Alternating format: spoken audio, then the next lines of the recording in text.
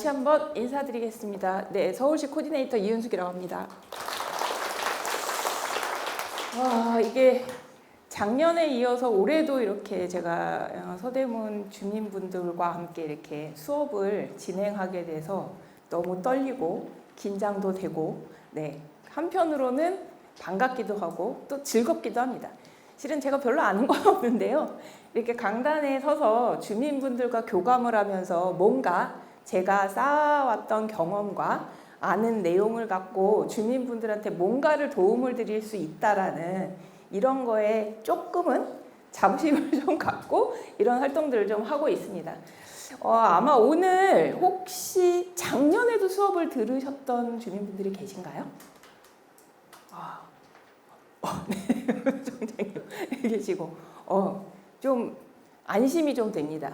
왜냐하면 이제 앞단에 다른 수업도 들으셨고 그 다음에 이후에도 이제 또 수업을 연속적으로 이제 주마다 이렇게 들으시긴 할 건데 실은 제가 하는 이 파트가 좀 어렵기도 하지만 물론 재개발, 재건축이 다 어렵긴 합니다. 근데 이게 그닥 제도 변화가 상대적으로 좀 없는 파트예요. 이 강의를 해드리는 이 부분이. 그래서 매해 다른 데에 이렇게 강의를 가도 저 강사는 성의도 없이 왜 비슷한 내용을 계속 하는가요? 뭐 참신한 거 없어? 이렇게 생각하실까 봐 항상 좀 조마조마한 게 있습니다. 근데 이게 내용이 바뀌어야 저도 좀 더 새로운 내용을 좀 설명도 드리고 뭐 이런 기회를 좀 가져갈 수 있는데 변화가 별로 없고 이 내용이 거의 한결같은 내용이다 보니까 계속 재탕하고 삼탕하고 막 이런 느낌이어서 오늘도 이거 강의 준비를 하면서 처음에 이제 구청에서 자료를 요청드릴 때 제가 예전에 했던 자료를 좀 더 손을 봐가지고 드리긴 했어요. 그러고 났는데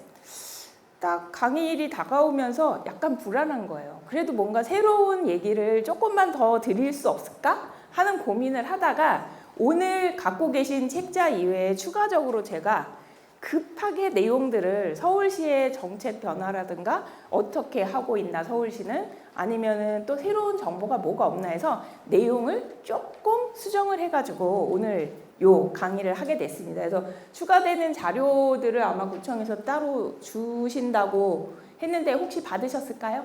낱장본? 네. 그것까지 오늘 포함해서 열심히 한번 말씀을 전달해 드리도록 하겠습니다. 일단은 제가 어저께에도 강동구에서 조금 강의를 해가지고요. 너무 저 혼자 열의에 차가지고 강의를 하다가 목이 약간 상태가 지금 좀 안 좋아서 오늘은 조금 살살 말씀을 좀 드릴 테니까요. 잘 안 들리시면 손을 들고 좀 크게 해달라고 말씀을 해주시면 기운을 내서 좀 해보도록 하겠습니다. 자, 오늘은 사업시행 계획 인가, 그 다음에 변경 인가라고 하는 내용으로 제가 설명을 좀 드리도록 할 건데요. 그냥 조금 이제 그 일반의 주민의 시각에서 봤을 때는 사업 시행 인가 이게 뭐지? 용어도 좀 어렵잖아요. 근데 그냥 다 띄어서 생각하면 사업을 저희 이제 뭐 사업을 한다 그러면 사업을 이제 시행한다 이런 거고 저희가 인가라고 하면 법률적으로 구구절절이 좀 어려운 내용들을 갖고 있긴 합니다. 근데 그냥 좀 쉽게 생각하신다고 하면 저희가 집을 지을 때 보통 허가 받는다고 하시잖아요. 그거 마찬가지예요. 저희도 이제 재개발을 하면 아파트도 지어야 되고요. 그 다음에 우리 아파트가 뭐 예를 들어서 한 500명의 주민이 살고 있었는데 그거를 조금 많이 짓게 되면 도로도 좀 넓혀야겠고요. 공원도 좀 더 많이 지어야 될 것 같고요. 뭐 여타 등등 이런 시설들을 같이 짓게 되잖아요. 그럼 그런 거 할 때 다 허가 받아야 되잖아요. 그래서 법에서는 허가, 승인, 인가, 뭐 신고, 뭐 여러 등등의 각 법에서는 명칭을 좀 따로 쓰고 있는데 그걸 다 포함해서 저희 아파트 지을 때 허가 같은 거 받는 거다. 이렇게 쉽게 생각하시면 될 것 같고 그 다음에 저희가 사업을 이렇게 하다가 우리가 조금 아파트를 조금 새롭게 조금 변경을 좀 해볼까? 그럼 허가를 또 변경해서 받아야 돼요. 그게 이제 변경 인가라고 합니다. 오늘 이제 수업할 때 순서는 우선 좀 전에 말씀드린 것처럼 사업 시행 계획 인가의 개념과 우리가 이거를 받으면 어떻게 법률적으로 이 효과가 발생하는지 이런 것들에 대해서 좀 설명을 드리고, 자, 이런 걸 받을 때 우리 절차, 저희가 재개발할 때 절차, 재건축할 때 절차가 크게 있다면 요 사업 시행 계획 인가를 받을 때는 세부적으로 어떤 절차를 밟게 되는지에 대한 이런 내용들을 설명을 드리고, 자, 그러면 그런 거 받을 때 우리 서류 뭐 준비해야 될까? 크게 어떤 서류들을 준비해야 될까? 이런 거에 대해서, 그 다음에 저희가 이 서류를 구청에다 냈어요. 구청에서는 어떤 내용을 들여다보고 이거를 처리를 해줄까? 그런 내용. 그 다음에 이거를 법률적으로 허가 처리 같은 게 다 됐어요. 그럼 이거를 어떻게 효력을 발생시키는지에 대한 절차인 고시를 어떻게 내주는지. 그 다음에 최종적으로 우리가 하다가 뭔가 조금 변경을 할 거리가 있어? 그러면 어떨 때에는 중대한 변경 또는 일반 변경이라고 부르는 게 있고, 그냥 이렇게 변경시키는 내용이 얼마 안 돼. 그러면 좀 간단하게 구청에서 처리를 해주는 경미한 변경, 이런 것들이 나뉩니다. 그래서 그런 것들에 대한 전반적인 설명을 좀 드리도록 하겠습니다. 자, 사업시행계획 인가의 개념과 효력. 벌써 말이 너무 어려워요.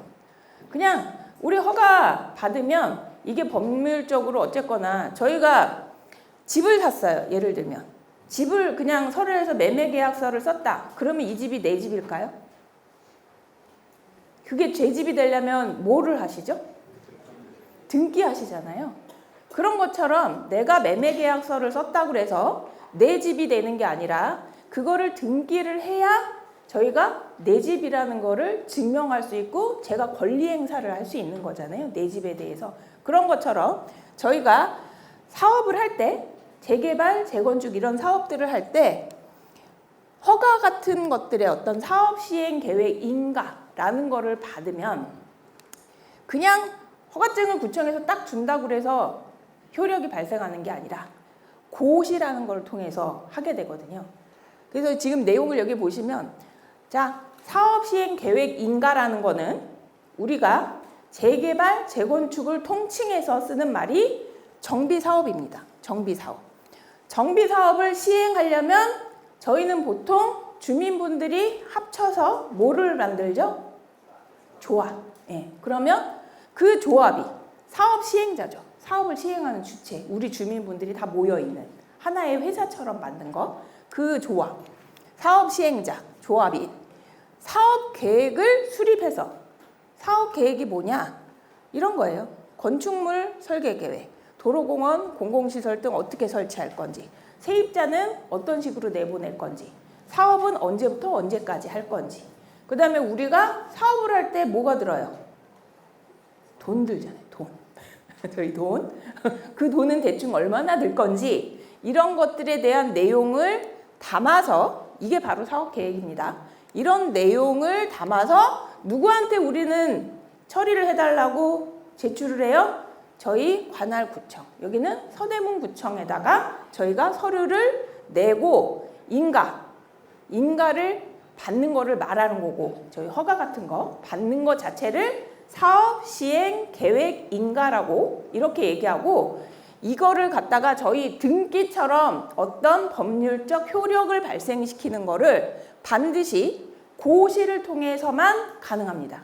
저희가 구청에서 잘 처리됐습니다 하고 통지를 했다고 해서 그걸로 우리가 사업시행계획 인가를 처리했다는 통지만 받는다고 해서 이게 법률적으로 완성이 되는 게 아니라 반드시 고시라는 거를 누가 내주셔야 되냐? 구청에서 내주셔야 합니다. 예. 그래서 여기 보시면 정비사업을 위해서 수립하는 사업시행계획은 법, 령, 규칙, 조례에서 어떤 서류를 만드세요 라고 다 정리해 놨습니다. 요 법에서 말하는 서류들을 다 준비를 해서 구청에다가 내면 비로소 사업시행계획 인가라는 거를 처리를 해 주시고, 이 처리를 하는 과정들이 구구절절이 굉장히 깁니다. 실은 이제 주민분들 입장에서는 조합에서 그런 일들을 해주시잖아요. 그리고 설계 사무실도 있고, 그 다음에 뭐 정비사업 전문 관리업체, 저희 정비업체라고 일하는 같이 계속 일을 해주는 그 친구들도 있고, 그런 분들이 이제 같이 해서 이 업무들을 진행을 하고 있는데, 주민분들은 아, 사업 시행인가 우리 접수한대. 그러면 총회에서 땅땅땅 해가지고 통과가 되면 구청에다가 접수했대. 그러고 난 다음에 왜 안 나오는 거야? 그냥 빨리 하면 빨리 구청에서 주는 거 아니야? 근데 실은 이렇게 많은 절차를 거쳐서 구청에서 처리를 해주시거든요. 근데 이 안에 내용을 모르시다 보니까 아니 우리가 서류 다 해가지고 올바르게 만들어서 냈는데 뭐 이렇게 하루 왼종일 쥐고 있고 우리 거는 처리를 이렇게 빨리빨리 안 해주는 거야. 이런 말씀들을 이제 많이 하시죠.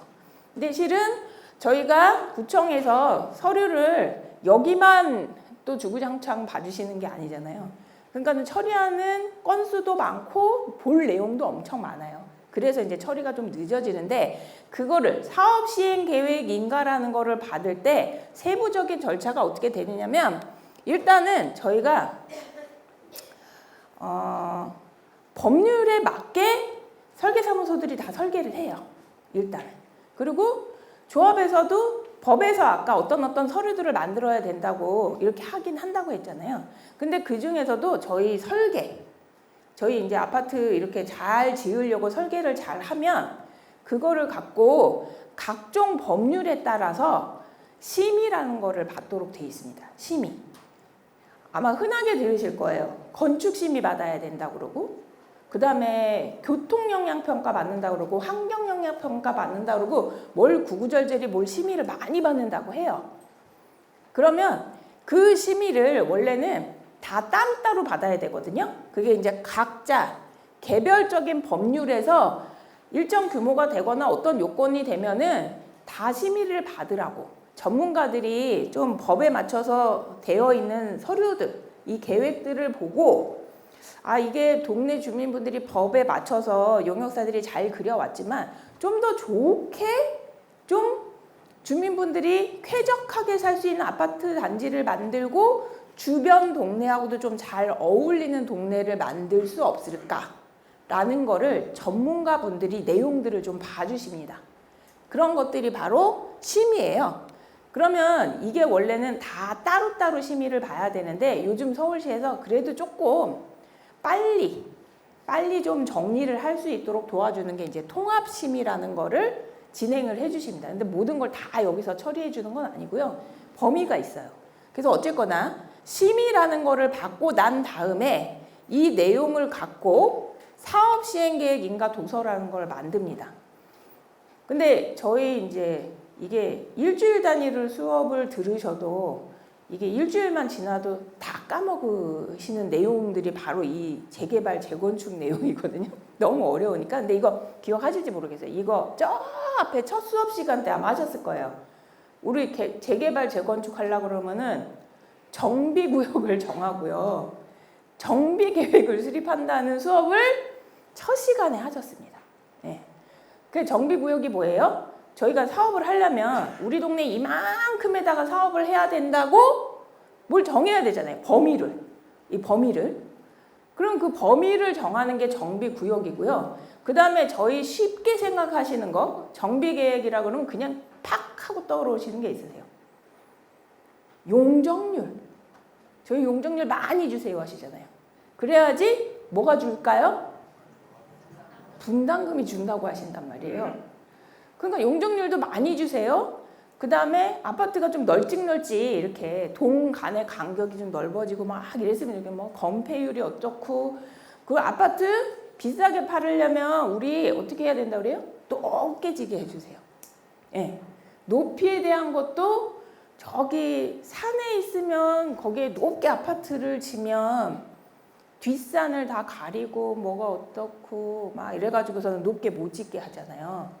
그게 이제 주변 그 산이 사유지의 산이 아니시니까 주민분들이 다 같이 봐야 되는 산이니까 그걸 막 가리면 안 되거든요. 그러니까 높게 짓지 말라. 거기에 장벽처럼 이렇게 넓은 판상형 아파트 짓지 말라. 막 이런 것들을 봐주시는 거란 말이에요. 그래서 그런 것들에 대한 거를 개별 심의를 해서 이렇게 하고 나면 실은 앞단에 정했던 정비구역과 정비계획을 뭔가는 조금 하면서 변경이 생길 수도 있으세요. 요 과정 중에 심의를 받고 하는 과정 중에. 그러면 그 앞단에 했던 저희 정비계획이라는 거를 변경을 하고 요거를 가야 할 수도 있습니다. 네. 이게 좀 어려우시죠? 어려워. 앞단에 첫 시간에 했던 정비계획, 정비구역 설명하는 것도 가물가물하시는데 뭐를 자꾸 해야 된다고 하니까 혼란스러우실 거예요, 이게. 근데 어쨌거나 저희가 심의하는 거는 얘기를 많이 들어보셨나요? 심의 들어보셨다. 네. 심의하는 거 좀 들어보셨어요? 그래서 심의라는 거를 전문가분들이 그걸 해주고 그 다음에 그거에 따라서 저희 허가를 받기 위한 사업시행인가 도서를 만들 때 그때 맨 앞단에 있던 정비계획하고 뭔가 조금 안 맞는 내용이 있으면 그거를 변경하는 거를 가져야 되는데 뒤쪽에서 다시 한번 건 설명을 드릴 거예요. 여기 제가 써놨으니까 일단은 설명을 드리는데 할 수도 있고 안 할 수도 있는 거를 뒤에서 설명을 좀 드릴 겁니다. 사업시행인가 도서라는 거를 작성을 하게 되면 자, 우리 아파트 이렇게 새롭게 질 거예요. 우리 동네. 이렇게 개발할 겁니다. 그러면 이거를 물어봐야죠. 주민분들한테. 이렇게 지어도 될까요? 찬성하세요? 반대하면 안 되잖아요. 주민분들이 내가 들어가서 살 집인데 그 계획이 마음에 안 들어요. 그럼 나도 반대할 의사를 표현할 수 있잖아요. 그러기 위해서는 그 수립한 사업시행 계획, 도면이 될 수도 있고 뭐 사업비가 많아요. 뭐가 우리 왜 이렇게 공공기업 아니에요. 뭐 이런저런 얘기들을 하실 수가 있잖아요. 그런 부분에서 의사를 묻는 게 바로 저희 총회를 하죠. 그러니까 조합일 경우에는 총회를 하지만 조합이 아닌 경우에는 동의서로 걷는 경우도 있습니다. 근데 여긴 대부분이 아마 주민분들이 조합으로 결성해서 사업을 가시는 경우가 대다수시기 때문에 대부분은 총회를 통해서 주민의 찬성 의견과 반대 의견을 이제 수렴하는 과정을 거치죠. 그래서 당연히 여기서 어떻게 돼야지 갈까요? 주민분들이 찬성을 많이 해주셔야지 법률적 요건에 충족했을 때 그 다음 단계로 해서 구청에다가 인가 신청이라는 거를 하실 수 있는 겁니다. 예. 자, 인가 신청을 하기 전에 제가 여기다 이렇게 표시를 해놨는데요. 인가 신청이라는 걸 하면 그 다음에 구청에서 내부적으로 하는 게 유관부서 협의라는 걸 해요. 자, 건물을 제대로 법에 맞춰서 설계를 했는지 아니면 전문가분들이 이렇게 해야 된다라고 의견을 준 거를 제대로 다 반영을 해서 설계사무소가 설계를 했는지 그 다음에 저희가 아파트를 건물을 딱 지면 그 안에서 먹고 자고 뭐 하려면은 뭐가 꼭꼭꼭 필요한 것들이 있죠. 전기도 들어와야 되고요. 물도 공급돼야 되고요. 물을 쓰고 나서 버리면 하수도로 잘 빠져나가야 되고요. 그 다음에 저희 TV랑 통신 이런 거 하려면은 저희 그런 것들도 다 공급이 돼야 되잖아요. 그런 거를 하기 위해서는 전기 누가 공급하나요? 전기, 한전. 네. 물 공급, 수도 사업소에서 그런 것들을 다 확인해 주십니다. 그래서 지금 저희 그거 도시가스도 넣어야 되고 뭐 이런 것들이 있잖아요. 그런 것들을 위해서는 관련 부서에다가 기관, 외부에 있는 한전 같은데 수도 도시가스 같은 데다가 다 이거를 보내는데 거의 이게 최소 한 40곳부터 많으면 60곳 정도까지 이걸 다 도면 검토해달라고 보내야 돼요. 구청에서. 그러면 그것들을 각 그 기관들이 그걸 다 검토를 해줍니다. 그 검토를 한 다음에 여기 같은 경우에는 이렇게 좀 설계를 조금 손을 봐주셔야 될 것 같아요. 이런 얘기들을 의견을 줍니다. 그러면 설계사무소에서 그거 빨리 받아다가 자기 도면에다 그런 거를 반영을 할 수 있는 건지 아니면 도저히 이건 안 되니까 다른 대안이 없는지 이런 것들을 해당 의견을 준 데하고 이렇게 협의들을 하셔야 돼요. 예. 그걸 다 누가 하냐? 용역사들. 저희 말하는 설계하는 친구들, 도로면 도로를 설계하는 사람들, 공원을 만들면 공원을 설계하는 사람들 그런 분들이 다 쫓아다니면서 그거를 협의를 해요. 그 다음에 그거를 다 도면에다가 협의된 내용을 반영을 다 해야 됩니다. 그래서 그런 것들을 다 해서 어느 정도 다 도면이 다 정리가 됐다 그러면 그거를 이제 구보에다가 공람공고라는 걸 합니다. 공람 공고라는 건 주민분들한테 다시 한번 예전에 총리할 때 이렇게 도면이 돼 있었는데요. 이거 유관부서 협의를 이렇게 돌려다 보니까 이런 내용들도 있어서 이런 거를 좀 반영을 했어요. 그러니까 한 번 더 보실 수 있는 기회를 좀 드리는 겁니다. 예, 그래서 의견을 내실 수 있으면 의견을 내시라고. 그래서 공람을 하는데 며칠 동안 14일 이상 14일 이상 법에서 하라고 돼 있어요. 그러면 15일도 좋고 16일도 좋은데 보통은 14일 이상이면 어떻게 날짜를 세느냐? 공람을 한다 그러면 이 공람을 여기 보시면 구보라고 돼 있어요. 이 구보가 뭐냐면 구청의 인터넷 사이트에 가셔서 구보라고 치시면 옛날에는 종이로 발간하는 책자 같은 게 있었어요. 뭔가 구해서 일을 하고 있는데 그거에 대해서 중요한 사실들을 주민분들한테 뭔가 알려야 할 때 거기에다가 뭔가를 이렇게 적는 거예요. 행정 처리를 해주는 내용에 대해서.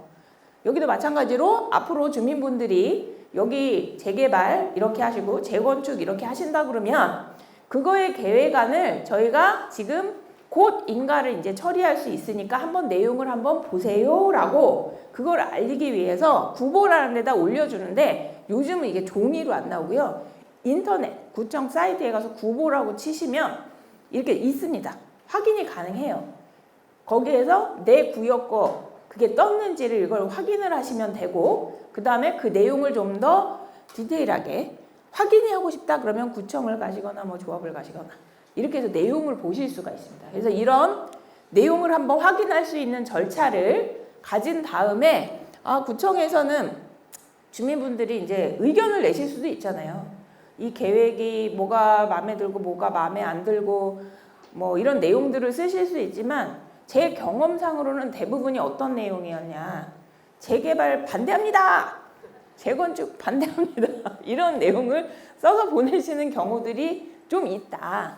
근데 그거는 구청에서 약간 고려하기가 좀 곤란한 상황들이면 단순히 그냥 다수의 주민분들이 재개발을 하거나 재건축을 희망해서 여기까지 오시는 거잖아요. 무수히 많은 동의 절차를 거쳐서 여기까지 왔기 때문에 크게 법률적으로 하자가 있는 어떤 내용들이 아니라면 단순히 사업을 반대한다. 그런 거 갖고는 구청에서 다수의 주민들을 묵살하고 그거를 이렇게 수용해서 뭐 어떻게 하라 이렇게 할 수는 없어요. 그런 재개발 반대한다, 재건축 반대한다. 분명히 뭐 어떤 특정 이유가 법률적으로 문제가 있거나 이런 이유가 있다 그러면 모르는데 대부분은 공람 의견이라는 거를 제출할 때는 나 몇 번지에 사는데 나는 재개발이 하고 싶지 않아요. 나는 임대 수입도 잘 나오고요.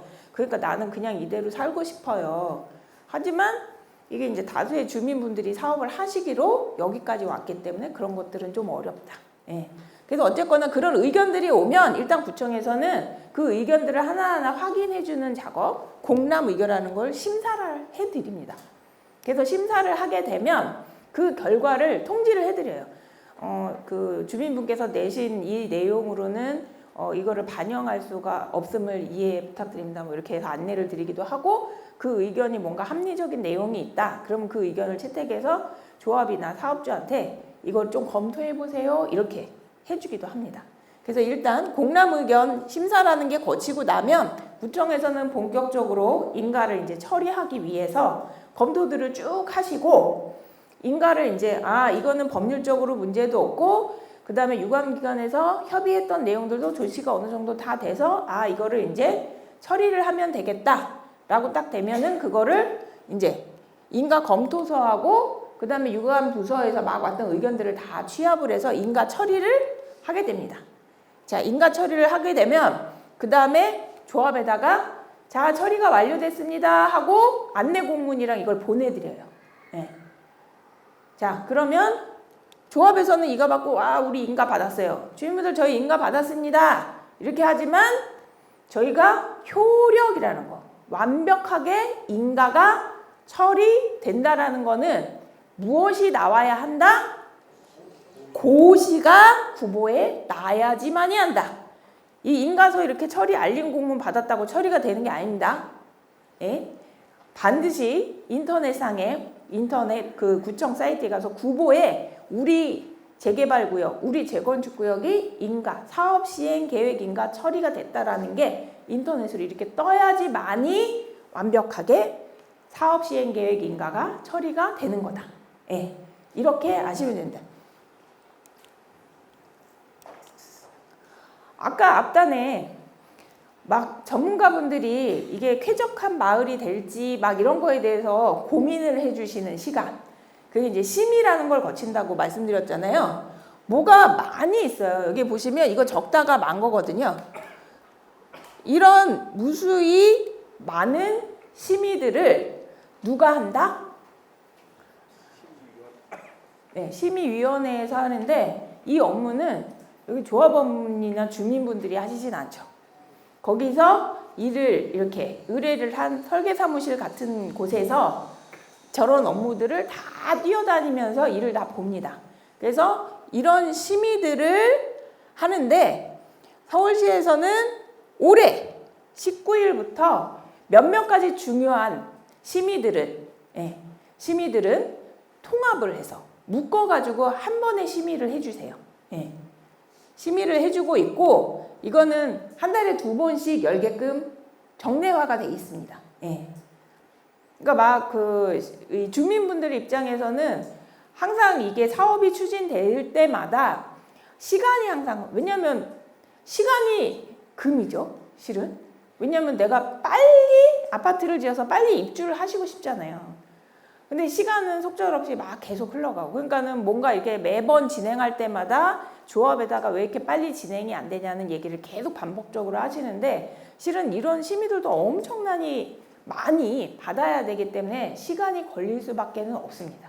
그래도 그 조합에 계신 분들이나 어쨌거나 주민분들이 열심히 동의도 해두시고 그 다음에 용역사들이 열심히 발로 뛰어서 이런 심의들을 받고 난 다음에 저희가 인가라는 거를 받고 그 다음에 이제 공사도 하고 준공도 하는데, 이런 어떤 심의 같은 거를 이렇게 받게 되면 여기서 끝나는 게 아니에요, 실은. 저희 공사하고 나서 이거를 제대로 잘 공사를 했는지도 사후에도 이런 거를 다 확인하는 절차들이 있습니다. 이게 이제 나중에 수업 거의 끝부분에 저희 수업 말고 회차들이 쭉 있으면 끝부분에 이제 준공이랑 이런 거에 대해서 이런 것들이 다 연결해서 가는 업무들이에요. 그거를 설계사무소가 끝까지, 그 다음에 시공사가 끝까지 그런 것들을 다 챙겨서 입주를 하게끔 이렇게 도와드리고 있는 거죠. 그러니까 어쨌거나 지금 통합심의 같은 경우에는 서울시에서 1월 19일부터 하고 있고, 기존에는 제일 중요한 거 건축심의, 경관심의, 교육환경평가, 뭐 아까 이제 도시관리계획 변경이라는 게 쉽게 와닿는 거는 저희 정비계획이라는 걸 좀 바꿔야 될 때도 있고, 그 다음에 교통영역평가, 환경영역평가 이런 것들을 원래는 다 순서대로 이렇게 따로따로 받게 돼 있어요, 법에서. 어느 시점에 어떤 심의를 받으셔야 한다고. 근데 그거를 위원회를 이렇게 하나씩 이거를 처리하다 보면 이 위원회에서는 이런 내용을 보시고 뭔가를 이렇게 얘기를 해주세요. 그 위원회에서. 그러면 어떤 결과들이 나오면 그걸 또 이제 도면에다가 막 반영을 해야 된단 말이에요. 그러고 났는데 또 다른 위원회에 갔더니 다른 말씀을 하시는 거예요. 왜냐면 위원회가 다르니까 이제 다른 얘기가 나왔을 때 그거를 잘 절충을 해야 되는데, 이게 각각 위원회에 심의를 받다 보니까 그게 내용들이 한꺼번에 정리가 안 돼서 이거 하다 보면 저게 안 맞고 저거 하다 보면 이게 안 맞고 이런 것들이 발생할 수가 있죠. 그래서 서울시에서는 한꺼번에 중요한 것들을 좀 묶어서 통합심의라면 여러 전문가분들이 각각의 시선으로 이런 얘기들을 하시면서 그 자리에서 좀 조율을 할 수 있잖아요. 저쪽에 계신 위원님은 A라고 뭐 이렇게 얘기하시는데 옆에 계신 위원님은 B라고 얘기하고 있어요. 그러면은 그 위원님들께서 그러면 요거는 뭐 B-로 이렇게 만들면 좋지 않을까요? 뭐 이렇게 절충을 해줄 수 있는 장점이 있다. 그래서 통합심의를 이렇게 진행을 해주고 있다. 그러니까 사업도 빨리 하고 도면을 이렇게 바꿨다 저렇게 바꿨다 하면 그것도 다 시간이니까요. 그래서 이런 것들을 좀 간단하게 그 다음에 좀 빨리 도와드리고자 통합심의를 지금은 진행하고 있습니다. 통합심의를 할 때 또 통합심의라고 해서 모든 거를 다 합쳐서 해주는 거라고 생각하시는 분들이 좀 계시는데요. 실은 이렇게 정해져 있습니다. 건축법, 경관법, 구구절절절절 이런 법에 의해서 심의를 하는 것들을 묶어서 해드린다. 근데 이거 말고도 굉장히 많거든요. 심의의 종류라는 게. 예, 그걸 다 묶을 수는 없고 어찌하였거나 중요한 여기에 있는 내용들에 대해서만 심의를 묶어서 해주는 걸 기준으로 하고 필요에 따라서 이것도 포함하는 게 더 낫겠습니다 하면 그것까지 포함해서 심의를 해줄 수 있습니다. 그 여기 심의할 때 뭐가 좀 이렇게 많은데 건축법에 따른 건축물의 건축 및 특별건축구역 지정, 경관심의 뭐 이런 게 있는데 결국은 저희 아파트를 좀 좋게 짓기 위해서 이거를 봐드리는 거라고 했잖아요. 그러다 보니까는 이제 어찌 보면 이 심의 자체에 대해서 약간은 주민분들이 오해를 하시는 경우들도 있으세요. 우리는 막 이렇게 짓고 싶은데 우리 맘대로 못 짓게 한다 라고 이렇게 반론을 제기하시는 경우도 있거든요. 근데 결국은 이 전문가들이 보실 때에는 그냥 예를 들면 아파트를 많이 짓고 싶어요.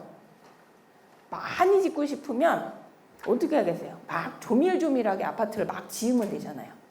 그리고 무조건 다 높이 지면 좋잖아요. 예. 근데 내 집도 높고 내 옆집도 높고 그러면은 주변이 어떻게 돼요? 내가 옆에 있는 마을에 사는데 옆에 아파트 단지가 굉장히 막 높게 져요. 그러면 대부분 어떤 얘기를 하실까요? 네, 다 똑같아요. 제가 무수히 많은 강의를 가면 일조권 침해가 가장 걱정된다고 하세요. 그러면 나는 그 아파트 단지에 사니까 나는 당장 분담금이 낮아서 아파트를 높게 지어도 결국은 내가 사는 동안에도 맞은편의 아파트 때문에 내가 일조권을 피해받을 수도 있는 상황이 돼요. 그러니까는 분담금을 낮추기 위해서 아파트 계획을 주민분들은 막 높게 짓고 많이 짓고 막 이랬으면 쉽지만 실은 그거는 내가 돈으로 계산할 때만 그렇지만 내가 입주해서 살 때 과연 그게 쾌적한 아파트일까라고 고민해 보면 그렇지 않은 계획들이 상당 부분이 있었다. 그래서 그런 것들을 심의위원회에서는 봐드리는 거예요. 입주하시는 주민분도 그 다음에 그 주변에 같이 사시는 주민분들도 같이 쾌적하게 잘 살 수 있는 동네를 만들어야 하니까. 예. 그래서 심의라는 거는 그런 기능을 하는 곳이에요. 그러니까 단순히 주민분들 입장에서는 저렇게 받으니까 아파트 층수도 낮아지고 용적률도 막 떨어지고 막 이러다 보니까 우리 분담금이 당장 높아져. 하지만 내가 입주해서 사는 기간 동안 내가 잘 살아야 되잖아요. 그냥 돈으로만 환산하시는 게 아니니까 이게. 그래서 그런 아파트를 만들고 그런 동네로 만들기 위해서 심의라는 걸 이렇게 다양하게 받는 목적이 있다. 예. 그렇게 생각하시면 되고요. 그 다음에 통합심의라는 거는 누가 해주냐? 서울시에서 해줍니다. 예. 서울시에서 하고 절차라는 거는 저희가 이제 심의를 이렇게 뒤 페이지에 이제 설명이 또 있지만 심의를 개최하기 7일 전에 위원님들한테 안건을 이렇게 보내드려요. 예. 보내드리고 위원님들이 이렇게 내용을 잘 보시고 나서 심의를 하시는 거고 그 다음에 참석위원 저희가 서울시에 위촉된 게 100명입니다. 100명. 예. 100명의 인원이 돌아가면서 위원회가 열리면 돌아가면서 이제 심의를 해주시는 이런 구조를 갖고 있고요. 아까 법에서 1월 19일부터 시행이 됐다고 했잖아요. 근데 실제로는 첫 심의가 4월에 있었습니다. 올해 4월에. 4월에 있고 5월에 있고 이렇게 지금 매월 개최를 하고 있습니다. 그 통합심의 관련해가지고 지금 서울시에서 이렇게 통합심의위원회를 구성해서 실제는 4월부터 개최를 하고 있고요. 아까 말씀드리듯이 통합심의는 요러한 심의들을 묶어서 하고 있어요. 그러면은 심의를 할 때는 절차가 어떻게 되냐. 심의를 일단 사업자면 누굴까요? 조합. 조합에서 구청으로다가 통합심의해주세요 하고 신청을 합니다. 그러면 신청하고 나면 이거를 또 도면에 대한 내용들을 좀 내용 검토들을 해주십니다. 예. 그래서 자치구에서 관련 부서 이렇게 협의를 좀 하고 자치구에서 서울시의 해당 부서에다가 그거를 제출을 합니다. 그러면 해당 부서에서도 이 심의 상정을 하기 위해서 조금 내용을 좀 들여다보고 심의를 언제 하려고 위원님들한테 연락을 드려요. 예. 연락을 해서 이때 와주실 수 있을까요? 이렇게 해가지고 왜냐면 위원님들이 이게 일정 부분 와주셔야지 심의를 하는데 다 일을 하시고 계시잖아요. 교수님도 수업도 하셔야 되고요. 그 다음에 다른 위원님들도 현업에서 다 전문가로 일을 하고 계시는 분들이라서 그냥 언제 오이세요? 그런다고 해서 다 오실 수가 있는 게 아니어서 그런 것들에 대해서 날짜를 조율하는 시간을 갖고 그 다음에 심의를 개최를 합니다. 그러니까 이 부분도 막 조합이나 주민분들이 아니 심의 신청한 지가 언젠데 심의가 왜 이렇게 안 열리는 거야.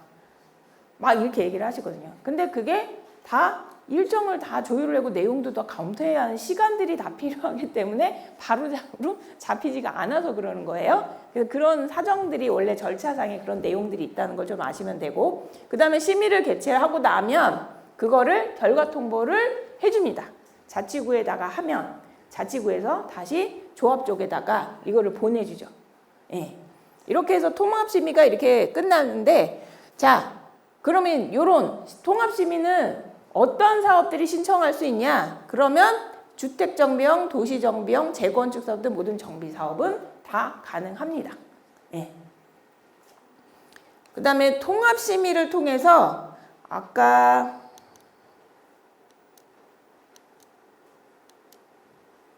여기에서 드렸던 말씀인데요. 정비계획이 아까 뭐라고 말씀드렸죠? 이렇게 구역을 정하고 난 다음에 거기에 가장 머리에 팍 떠오르시는 게 뭐다? 용적률, 건폐율, 높이 이런 것들에 대한 큰 그런 것들을 정하는 거라 그랬잖아요. 그러니까는 이런 게 다 도면을 그린 다음에 그거에 맞춰서 하는데 저희가 이 심의라는 걸 거치게 되면 그냥 딱 제출된 거 보고 아 맞습니다 하고 그대로 하세요 이러는 경우는 거의 없어요. 왜냐하면 전문가분들이 이렇게 보시고 요것도 이렇게 좀 하면은 더 좋은 아파트가 될 것 같아요 이런 의견들을 달아주시다 보면 조금씩 바뀝니다. 건축의 내용들이나 이런 것들이 바뀌어요. 그러니까 당연히 예전에 정했던 거에서 약간 변동이 있을 수 있다. 근데 그런 것들이 왜 변동이 되느냐 이런 심의를 해줌으로써 변동되는 것들이 있을 수도 있고 내가 또 유관부서 협의하거나 이러면서도 뭔가 변동이 있을 수도 있기 때문에 요 정도의 범위 내에서는 한꺼번에 다 처리를 해주겠다. 예.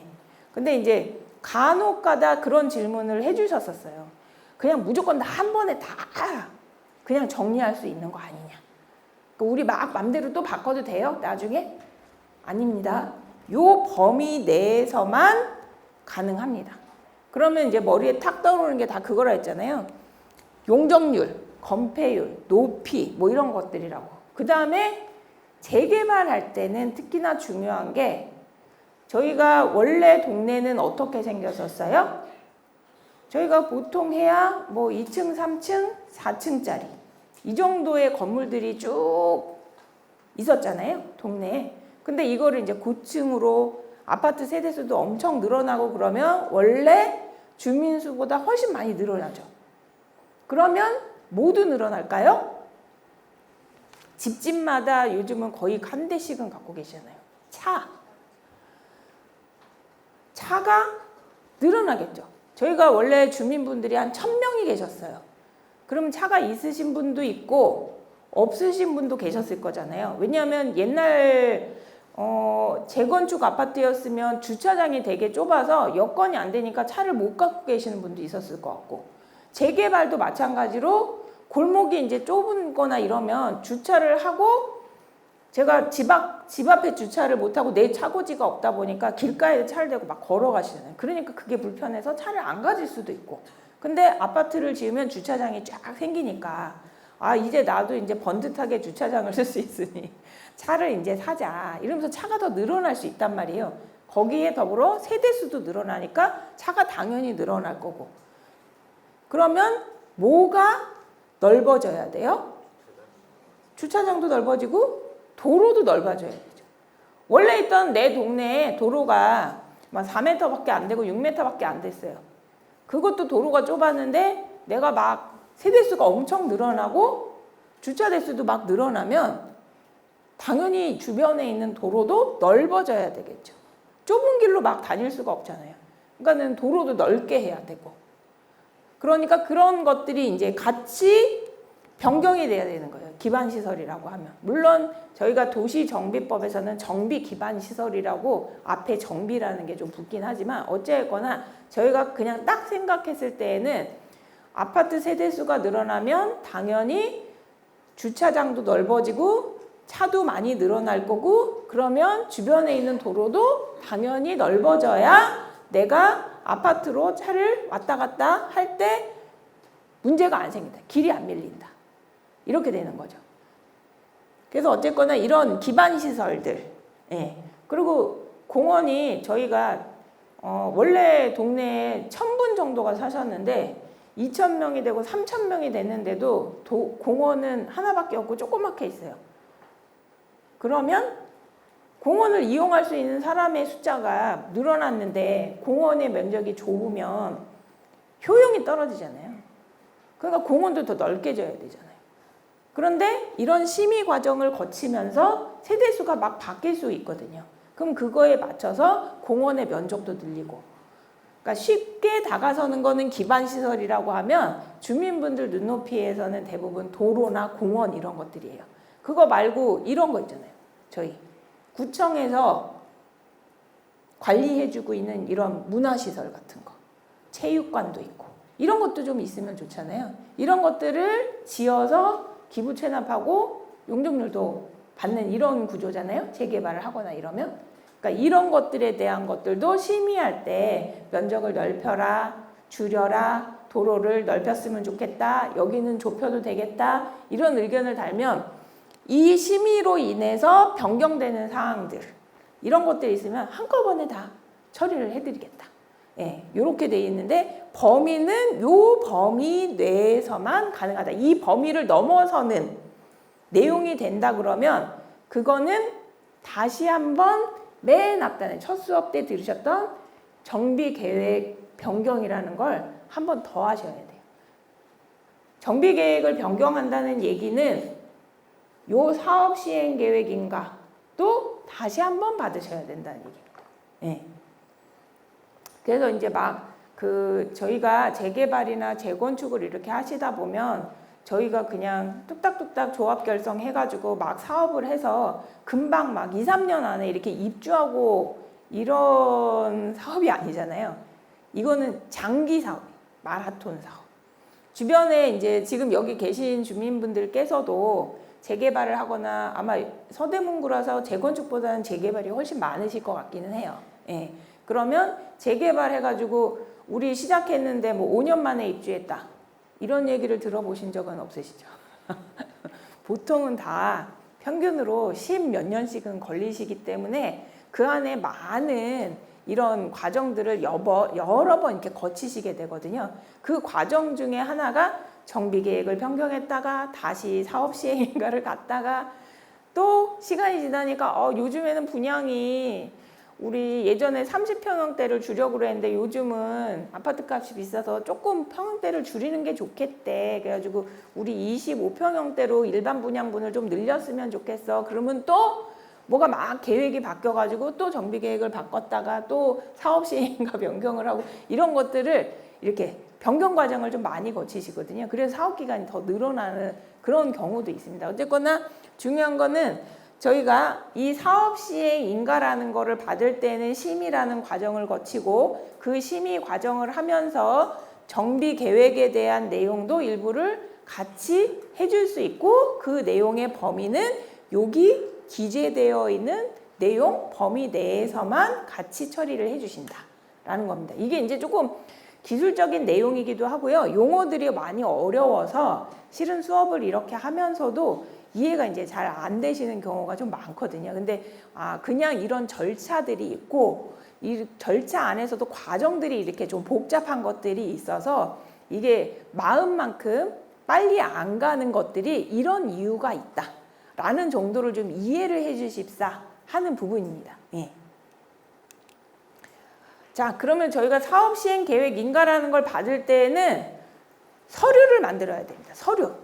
그러면 이 서류를 누가 만들어야 되느냐가 중요해요, 실은. 왜냐면 조합원분들이 만드시는 것도 아니고요. 조합에서 이거를 다 직접 만드시는 게 아니다 보니 이거를 저희가 이런 일을 시킬 때에는 돈을 주고 어떤 용역사한테 일들을 시키잖아요. 근데 그 돈을 주고 용역을 시킬 때에는 그 회사가 얼마만큼의 일을 해야 되는지 이거를 알고 그거에 맞게끔 돈을 주시는 거잖아요.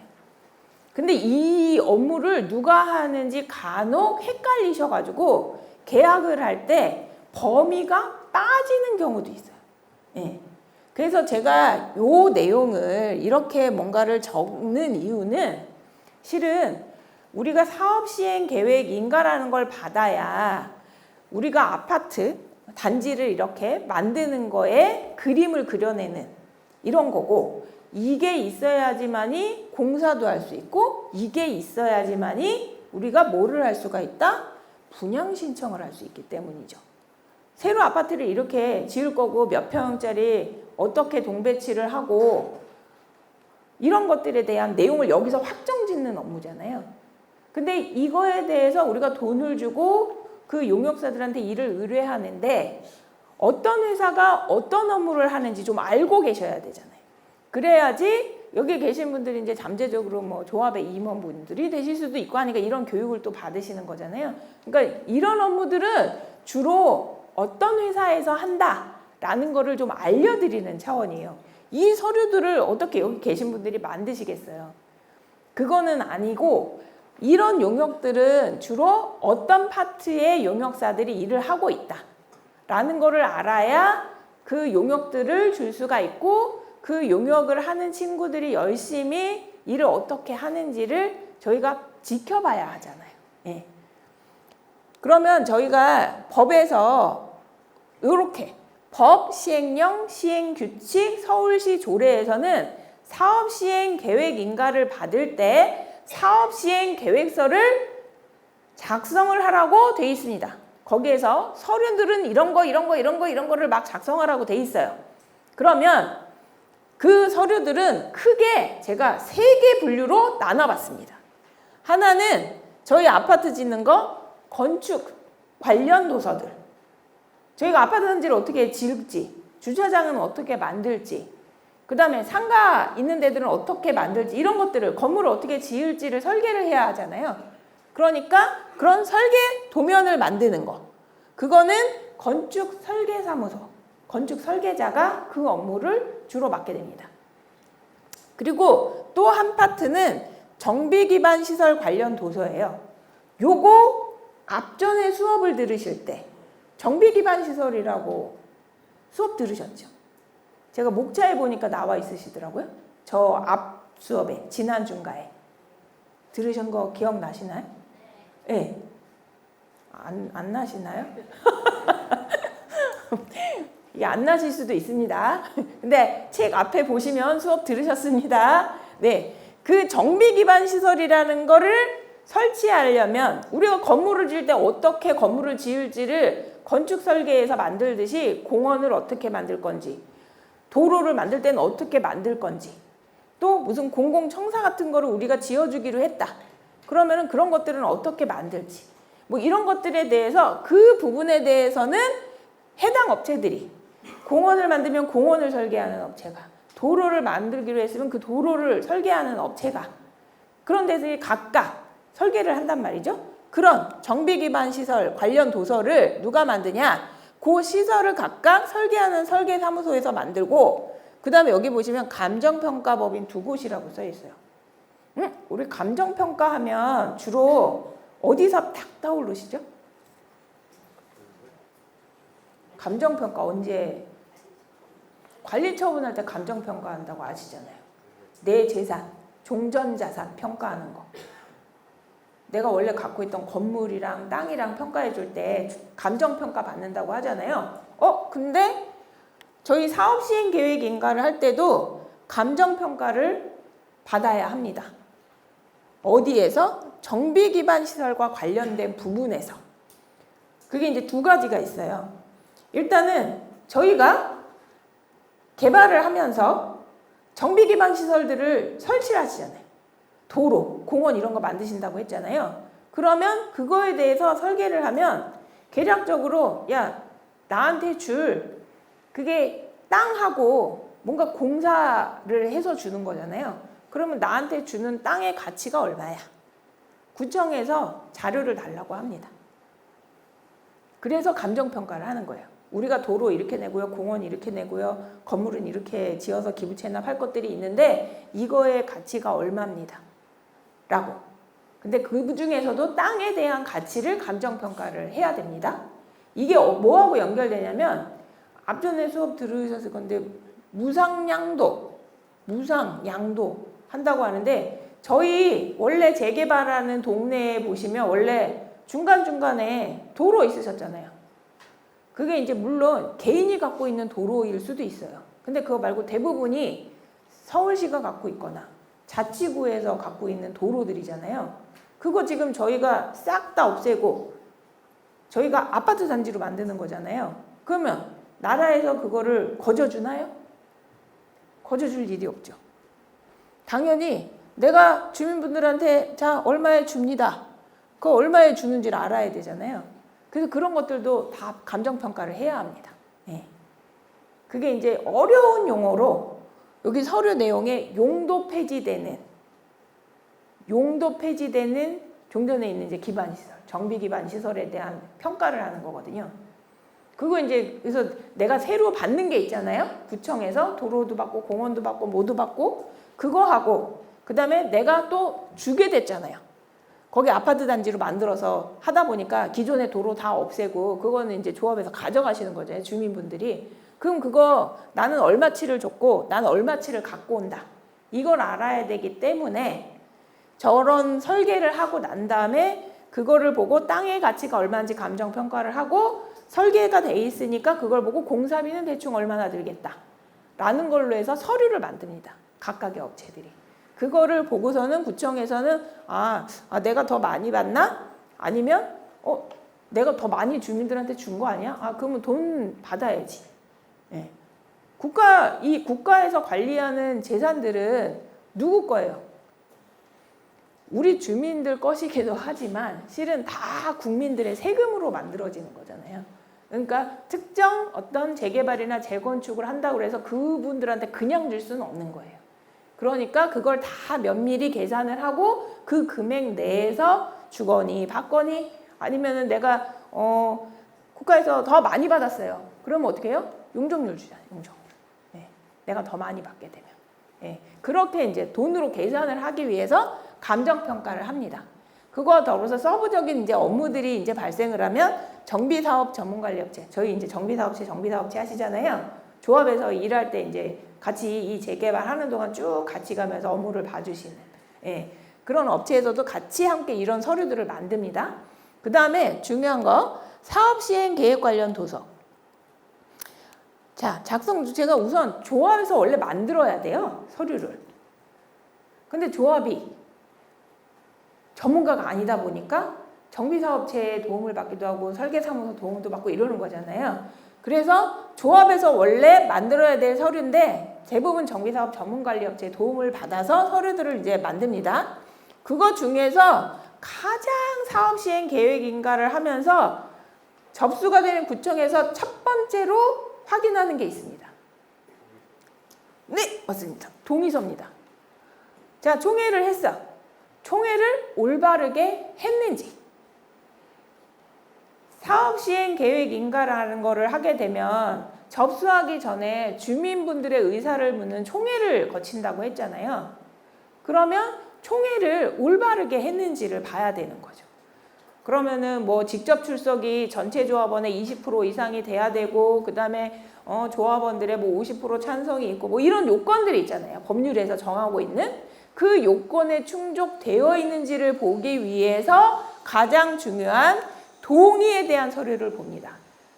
근데 동의라는 거는 조합에서 같은 경우에는 총회를 거치잖아요. 그러면 그 총회에는 원래 누가 가는 거예요? 조합원들이 가셔야 되는 거잖아요. 근데 조합원분들이 100% 출석하는 경우가 있을까요? 힘들잖아요. 그 조합 총회하는 날 저희 조합원이 막 1000명씩 있어요. 근데 1000명 분한테 다 이 날짜에 할 거야, 저 날짜에 할 거야, 이거 다 여쭤보고 할 수가 없으니까 대충 이 날짜에 합니다라고 알려드리면 가실 수 있는 분들은 직접 가시는 거고, 내가 못 가면 어떻게 해요? 서명결의서라는 거를 같이 동봉해서 보내니까 서명결의서에 찬성합니다, 반대합니다 이걸 표시해서 보내시잖아요.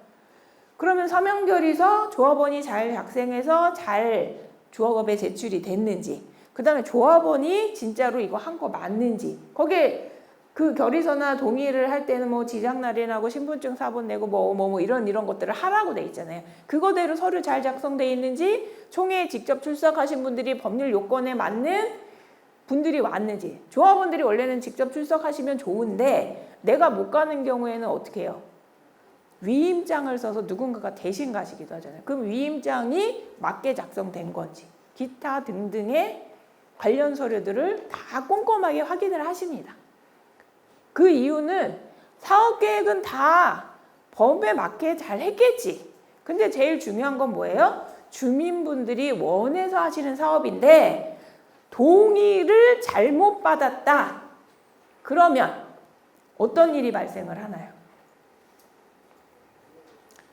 만약에 나는 동의를 한 적이 없는데 동의했다고 누가 그래요. 그래서 확인을 했는데 나는 제출도 안 했는데 서류가 가 있어. 가끔 이런 소송들이 발생을 했었습니다. 예전에. 예. 왜냐하면 주민분들이 이제 잘 아시니까 이쯤이야 하고 하셨던 것들이 사고가 나는 경우들이 있어요. 그래서 어쨌거나 주민분들이 다 힘을 모아서 사업을 하시는 거기 때문에 구청에서는 최우선적으로 주민 동의가 가장 중요합니다. 그래서 동의에 대한 거를 가장 첫 번째로 열심히 보십니다. 하나하나 이렇게 다 보시죠. 예.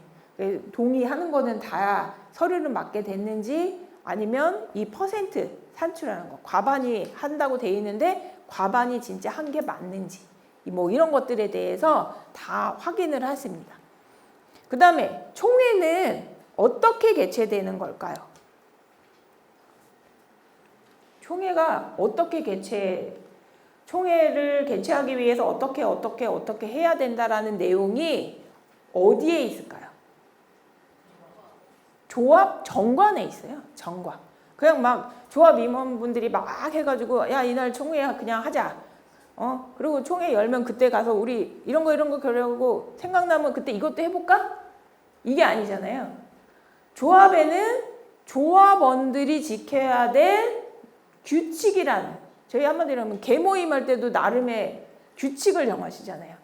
한 달에 한 번 이렇게 모이고 회비는 얼마를 내고 뭐 어떻게 하고 뭐 분기별로 우리 놀러를 갈 때는 어떻게 결정을 하고 뭐 하다못해 이런 룰이 있는데, 다수의 주민분들이 모여서 사업을 하시는 거니까 규칙을 정하는 거예요. 그 규칙에 대한 내용이 어디에 있다? 정관에 다 나와 있다.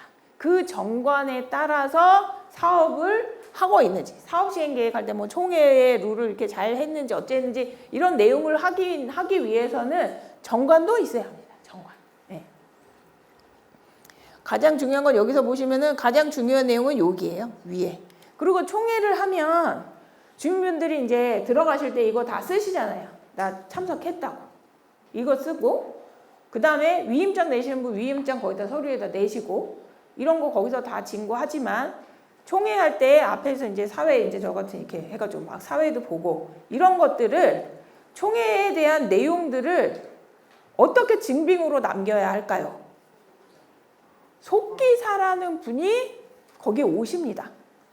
국가 자격 인증을 받은 속기사분들이 오셔서 그 회의장의 모든 내용을 기록을 하세요.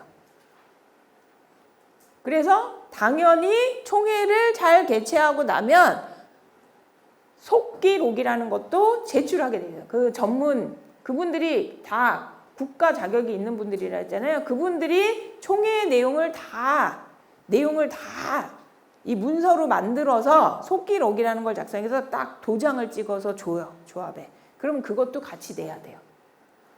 그리고 최근에는 이게 이제 총회를 하면서 조금 이렇게 막 찬성하시는 분도 있고 반대하시고 막 이런 내용들이 있잖아요. 그래서 속기록만 남기는 게 아니라 최근에는 다 동영상도 찍으시더라고요. 예. 동영상을 찍어서 증빙으로 또 남기기도 합니다. 예. 그래서 법적으로는 어쨌거나 총회를 열게 되면 조합의 경우에는 총회를 열면 총회에 참석하는 사람은 당연히 조합원이니까 조합원 전체 명단이 있고 서명결의서 내시는 분들은 서명결의서가 당연히 들어와야 되고 위임장을 제출하시는 분들은 위임장 서류도 당연히 왔어야 되고 직접 출석하시는 분들은 거기에다가 서명을 하시니까 참석에 대한 명부도 있어야 되고 그래야지 그 총회 한 건에 대해서 검증을 할 수 있는 거예요. 구청에서. 그런 서류들을 다 한꺼번에 준비를 해가지고 서류를 제출합니다. 그 중에 내용 중에는 여기 아래 보시면 뭐 수용 및 사용할 토지 건축물 명세. 앞단에 수업하실 때 제가 이제 그 수업을 같이 듣진 않았으니까요. 재개발하고 재건축하고 가장 사업을 하면서 크게 차이 나는 게 한 가지가 있습니다. 반대하시는 분을 이제 나중에는 그분들이 분양 신청도 안 하시고 그러면 저희가 어쨌거나 잘 말씀드리고 협의 과정을 거쳐가지고 그분들이 그냥 원만하게 나가셔야 되잖아요. 근데 이제 극단적으로 이제 협의가 원만하게 안 되면 어떤 조치들을 할 수밖에 없어요. 다수의 주민분들이 사업을 하시는데 그분이 끝까지 계시면 사업을 못 하시는 상황이 되니까. 재건축의 경우에는 법원에다가 죄송하지만 반대하시는 분이 끝까지 반대를 하고 계셔서 이분 소유권을 저한테 강제로 팔게 해주세요. 라고 매도 청구 소송을 합니다. 재건축은. 근데 재개발은 매도 청구가 아니라 서울시 토지수용위원회라는 기관이 있어요. 그러면 그 기관에다가 우리 이렇게 협의도 했는데 잘 안 됐고요. 그분이 갖고 계시는 재산의 목록은 이런 거고요. 그리고 협의를 하기 위해서 감정평가도 이렇게 해가지고 협의도 했는데 잘 안 됐습니다. 죄송하지만 저희 이거 좀 강제로 저희 소유권을 좀 넘겨주게 해주세요. 라고 서울토지수용위원회에다가 수용 재결 신청이라는 걸 하시게 돼요. 그러면 거기에서 법적으로 준수해야 될 절차들을 잘 준수했고 협의도 열심히 했지만 안 됐네요. 예, 어쩔 수 없지만 강제로 소유권을 이 정도의 보상금을 주고 소유권을 갖고 오시면 됩니다. 라고 이렇게 수용 재결이라는 걸 해주시면 그걸 갖고 소유권을 안타깝지만 강제로 이렇게 갖고 오시게 됩니다. 조합에서. 예. 여기서 그때 필요한 서류가 바로 요거예요. 사업시행계획인가 할 때 수용 및 사용할 토지건축물 명세.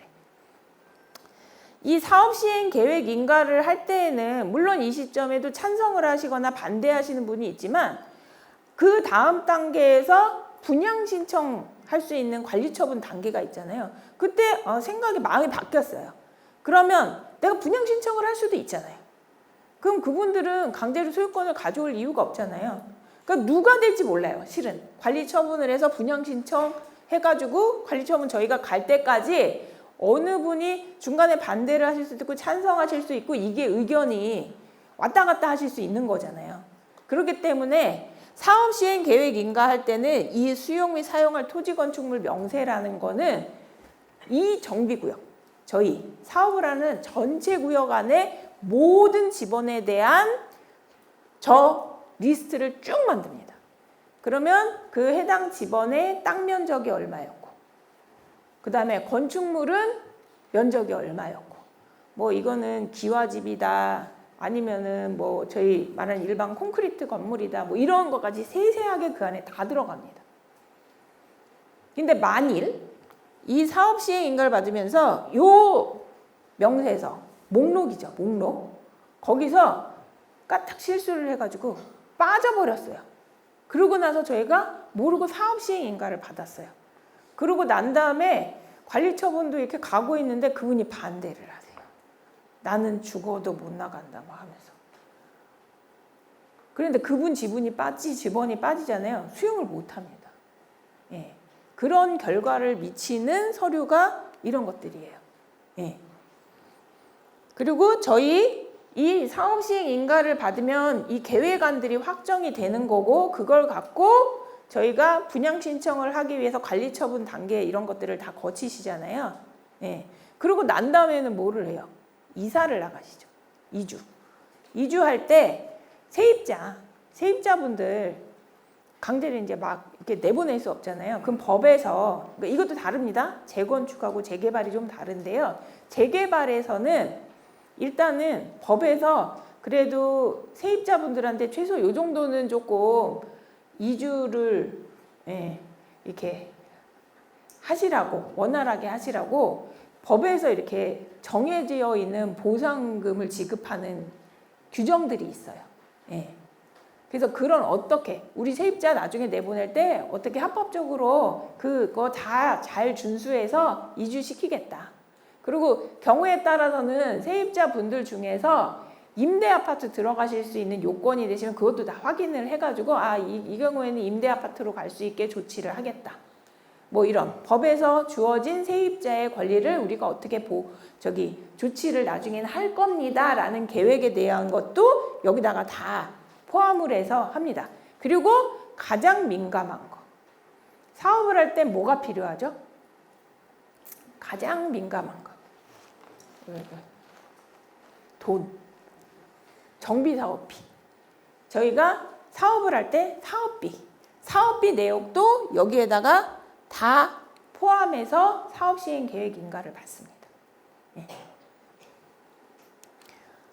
사업계획 인가의 도서 여기 보시면 제가 그냥 예시라고 해놨어요. 예시. 그러면은 정말 하다못해 이런 법인등기부 등본 인감증명서 막 이런 것들도 다 들어갑니다. 서류들이. 이건 이제 예시예요. 이거 갖고 막 가셔가지고 막 공부해서 서류 준비하실 건 아니니까 서류들이 이만큼 많이 들어간다. 종류별로. 서류들이 이거는 그냥 간단한 사업인데도 이만큼 있었던 거예요. 이런 서류들은 법에서 각자 허가나 뭐 이런 것들을 받기 위해서는 다 필요한 서류들이 있으니까 해당 용역사들 있잖아요. 저희가 앞단에 3가지 분류를 이렇게 해놓고 그거를 준비하는 회사들이 이런 데들이 만들어줍니다. 제가 하고 크게 3가지를 나눠서 설명을 드렸잖아요. 그 회사들이 같이 서류를 만듭니다. 예. 그래서 그 내용을 보고 이제 구청에서 인가 처리를 해주는 거죠. 실은 뒤쪽의 내용은 그렇게 이거 꼭 알아두세요. 이런 내용은 솔직히 좀 아니기도 해요. 실은. 근데 그 뒤에 제가 이제 원래 책자에 없던 내용들, 그런 부분이 이제 서울시나 국토부에서 지금 재개발, 재건축 관련해서 어떤 생각을 갖고 정책을 새롭게 이렇게 다듬어가고 있는지에 대한 변화에 대한 얘기를 좀 드리고 싶었고, 여기 이제 재개발을 하고 계신 곳도 있을 테고, 준비하려고 하시는 곳도 있으실 거잖아요. 그래서 이런 것들을 좀 알아두시면 어떨까. 그래서 작년에는 똑같은 내용으로 이걸 했는데 혹시라도 이제 앞단에 말씀드렸지만 성의 없이 재탕, 삼탕하고 뭐 똑같은 얘기 맨날 하고 내년에는 그럼 오지 말아야지 막 이러실까봐 그래도 하나씩은 새로운 거를 제가 들고 옵니다. 그래서 조금은 저희가 뭐 인테리어 새로 하듯이 리뉴얼을 하는 느낌으로 이번에는 이렇게 추가 자료를 좀 준비했던 거였거든요.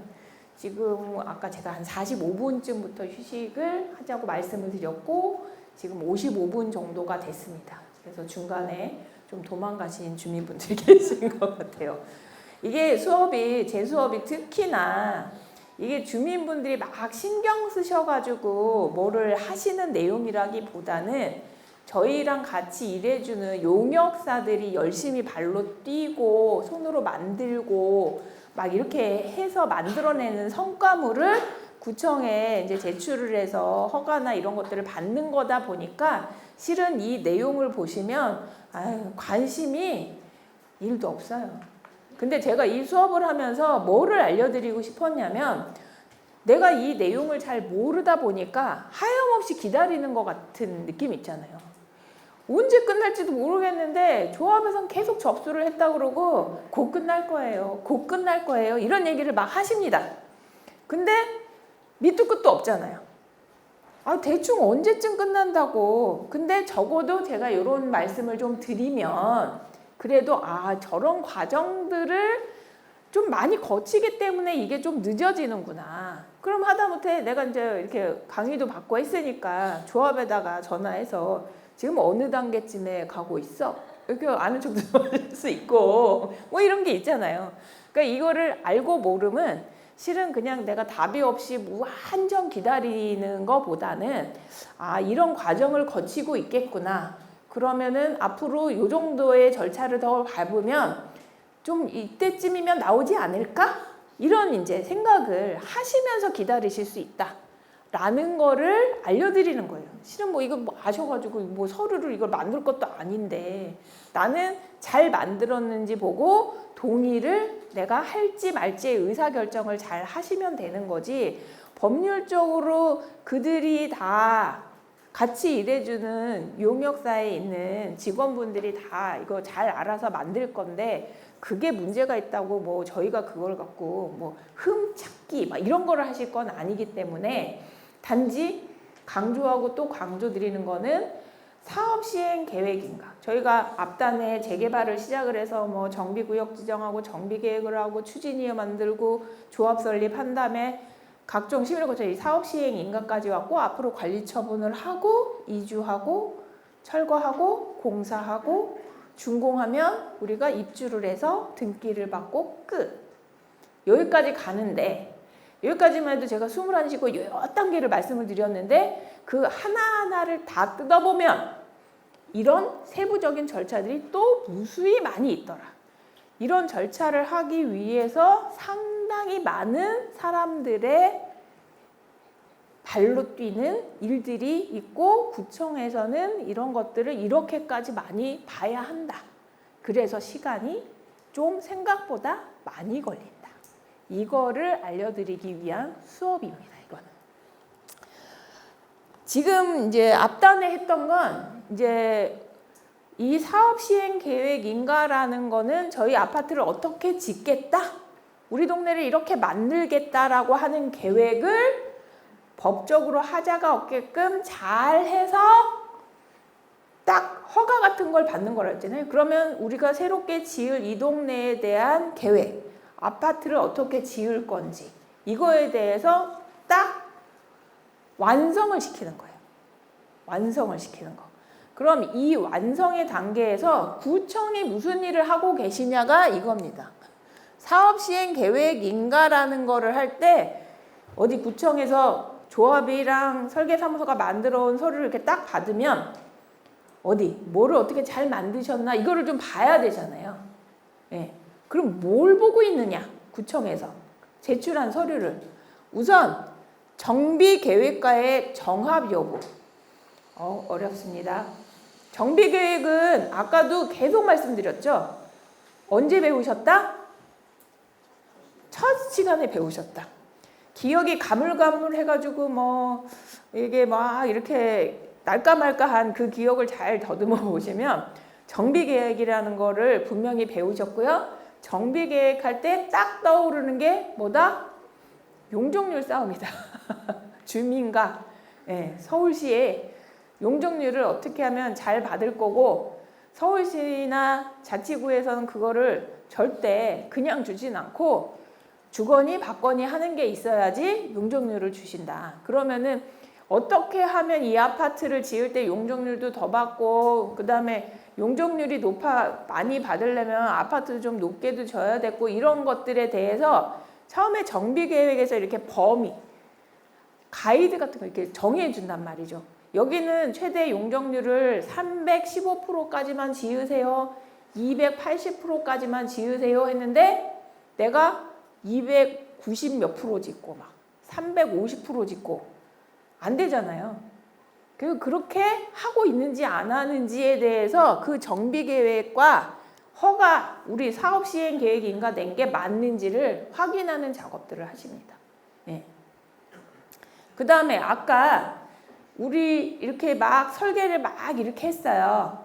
그 다음에 그거를 전문가분들이 좀 봐주신다고 그랬잖아요. 옆 동네하고 잘 어우러지는 동네인지 우리 아파트 단지 안에서도 서로 일조 피해 없고 잘 살 수 있는 좋은 아파트, 명품 아파트 단지 이렇게 만드시는지 그걸 전문가분들이 봐주신다고 했잖아요. 그게 뭐였다? 심의다. 예. 그 심의에서 전문가분들이 막 뭐 이렇게 했으면 좋겠어요라고 의견을 달아서 주면 그거를 잘 반영하셔야 된다고 했잖아요. 그러니까 그런 것들을 잘 반영했는지 당연히 관계법령에 다 맞춰서 그런 절차들을 잘 밟고 그 법에서 이렇게 설계하세요 하는 대로 잘 설계를 했는지 이런 것들을 구청에서 다 봅니다. 그리고 제일 중요한 거 뭐라 그랬어요? 사업시행계획 인가를 접수하면 구청에서 맨 처음에 보는 거. 동의 정말 절차대로 잘 마무리했는지, 총회를 잘 했는지, 주민동의는 정확하게 받은 게 맞는지 그거에 대해서 대부분은 이제 조합, 주민분들이 참여하시는 조합 사업이니까 총회 잘 했는지 그리고 총회를 하게 되면 이 각 절차별로 법에서 요건들이 있어요. 원칙적으로는 일반적인 내용들은 조합원 과반수 참석하시고 과반수 이상 참석하시고 참석한 주민의 과반수 이상이 찬성하며 대부분은 안건들이 통과가 됩니다. 근데 사업시행계획인가 관리처분계획인가는 직접적으로 우리 재산을 결정짓는 중요한 단계예요. 왜냐하면 내 아파트 단지를 어떻게 지을지 이거를 잘 설계를 해야 내가 입주해서 좋은 아파트에도 살지만 잘 설계를 해야 공사비라든가 이게 일반 분양이 잘 될 건지 못할 건지 이런 것들을 아실 수 있는 거잖아요. 그러니까 그런 계획이 잘 수립됐는지를 확인하는 사업시행계획인가 총회. 그 다음에 관리처분을 할 때 우리 종전에 나 얼마짜리 갖고 있었어. 그 다음에 나 얼마짜리 아파트 받을 거야. 이런 것들을 결정짓는 게 관리처분 계획인가잖아요. 그거 할 때는 반드시 법에서는 직접 출석을 얼마 하세요. 그 다음에 서명 결의까지 다 포함해가지고 과반 동의 뭐 어떻게 받으세요. 이런 규정이 다 법에서 정하고 있어요. 이건 저희 조합에서 땅땅땅 해가지고 우리 임의로 막 할 수 있는 게 아닙니다. 그 법적 요건대로 총회를 해서 주민 동의를 잘 받았는지를 확인을 해야 돼요. 근데 문제는 한다고 했어요. 조합에서. 근데 계산을 하다가 실수를 할 수도 있잖아요. 체크를 하다가 잘못할 수도 있잖아요. 이렇게 해서 만약에 잘못됐다 이게. 그러면 어떻게 하냐. 항상 100%의 주민분들이 동의를 하고 사업을 하시는 게 아니다 보니까 항상 주변에서 항상 듣게 되실 거예요. 이제 재개발을 하시는 것도 계시고 하실 것도 있지만 항상 비상대책위원회라는 게 옆에 항상 있습니다. 재개발을 다 찬성하시는 건 아니다 보니까 또 그런 어떤 계획들이 다 만족스럽지 않기 때문에 반대하시는 분들이 당연히 있을 수 있잖아요. 그런 분들은 항상 조합에서 이걸 잘 하고 있는지 이런 것들을 계속 이제 들여다보실 수밖에 없는 그런 상황에 놓여 있는 거죠. 왜? 그분들도 그분들의 재산권을 지켜야 하기 때문에 그런 거를 이제 계속 막 들여다보십니다. 그러다가 덜컥 그런 총회를 거쳐가지고 이런 사업시행계획인가나 관리처분계획인가나 이런 거를 봤잖아요. 그러면 그거 잘못된 거 아니에요? 하고 이런 소송을 냅니다. 그러면 소송을 할 때 첫 번째로 제일 구청에서 첫 번째로 보는 게 주민동의 잘 받아서 통과됐는지를 본다고 했잖아요. 마찬가지로 법원에서도 계획적인 거야 그냥 다시 하면 되긴 하는데 그런 건 크게 문제가 안 되는데 주민동의만큼은 절대적으로 중요하다고 봐서 이거를 체크하다가 만약에 잘못된 거야. 계산이 잘못됐거나 뭐 체크가 잘못됐거나 이러면 이게 취소가 되는 수가 있어요. 그러면 내가 어렵게 한참 동안에 공을 들여서 사업시행계획 인가를 받았는데 취소가 돼버리면 어떻게 돼요? 사업을 못하는 상황이 되잖아요. 그 시점부터. 근데 소송이라는 거 저희는 3심 제도라고 합니다. 1심 저희 관할 지방법원에 가서 소송을 해요. 거기서 이기거나 지거나 누군가는 이기거나 지겠죠. 그럼 그거에 그냥 네 졌습니다. 와 이겼다 이렇게 끝나나요? 아닙니다. 2심으로 또 갑니다. 고등법원 갑니다. 거기 가서 막 또 소송을 해요. 거기서 또 뒤집힐 수도 있고 유지가 될 수도 있죠. 그럼 또 그대로 있나요? 또 3심 대법원에 갑니다. 그러면 이 보통의 한 번에 재판을 이렇게 결과를 1심, 2심, 3심 여기까지 가려면 그냥 제 아무리 빨리 가도 하나에 1년씩은 걸리는 거예요. 보통 걸린다고 해도 그러면은 대법원까지 가려면 최소 3년은 갔다는 거죠. 최소 3년. 거기까지 가야 승복을 하시는 상황이 돼요. 그럼 3년 동안 내가 진 것도 아니고 내가 이긴 것도 아니고 이 상태로 가시는 거예요. 그러면 사업을 그동안에 아무것도 안 하고 계실까요? 합니다. 사업시행계획인가 내가 진 것도 아니고 이긴 것도 대법원에 가봐야 되니까 그 다음 절차 밟아서 준비해서 가세요. 관리처분도 다 갑니다. 쭉 갔는데 결국 대법원에 가서 조합이 졌다. 그게 잘못됐다. 그러면 인가 취소가 되면서 내가 3년치 앞으로 갔던 절차들이 그것도 싸그리 다 물거품이 되는 거예요. 그러면 다시 뒤로 백도하시는 거예요. 그래서 그 엎어졌던 사업시행계획인가를 다시 받으셔야 되는 상황이 돼요. 그러면 내가 사업시행계획인가를 시작을 해서 그거 받는 거에도 한 1년이 걸렸다 쳐요. 그러면 소송 다 갔는 데까지 하면은 최소 4년이 걸렸다 치는 거죠. 소송 3년에 내가 그냥 가고 내가 사업시행인가 그 앞단에 봤는데 1년이면 4년이라는 시간이 그냥 날아가는 겁니다. 그 정도로 주민 동의를 받는 거는 굉장히 잘 받아야 되는 거예요. 하자 없이. 나머지 계획적인 거는 구청에서 보다가 조금씩은 다 변경 절차를 밟을 수가 있어요. 근데 주민 동의는 총회는 그냥 한 번 하잖아요. 그거를 뭐 저기 이렇게 필름을 돌려가지고 다시 할 수 있는 게 아니잖아요. 총회 한 번 여는 게 엄청 힘들잖아요. 그렇기 때문에 그거를 다시 재탕3탕 할 수가 없는 거예요.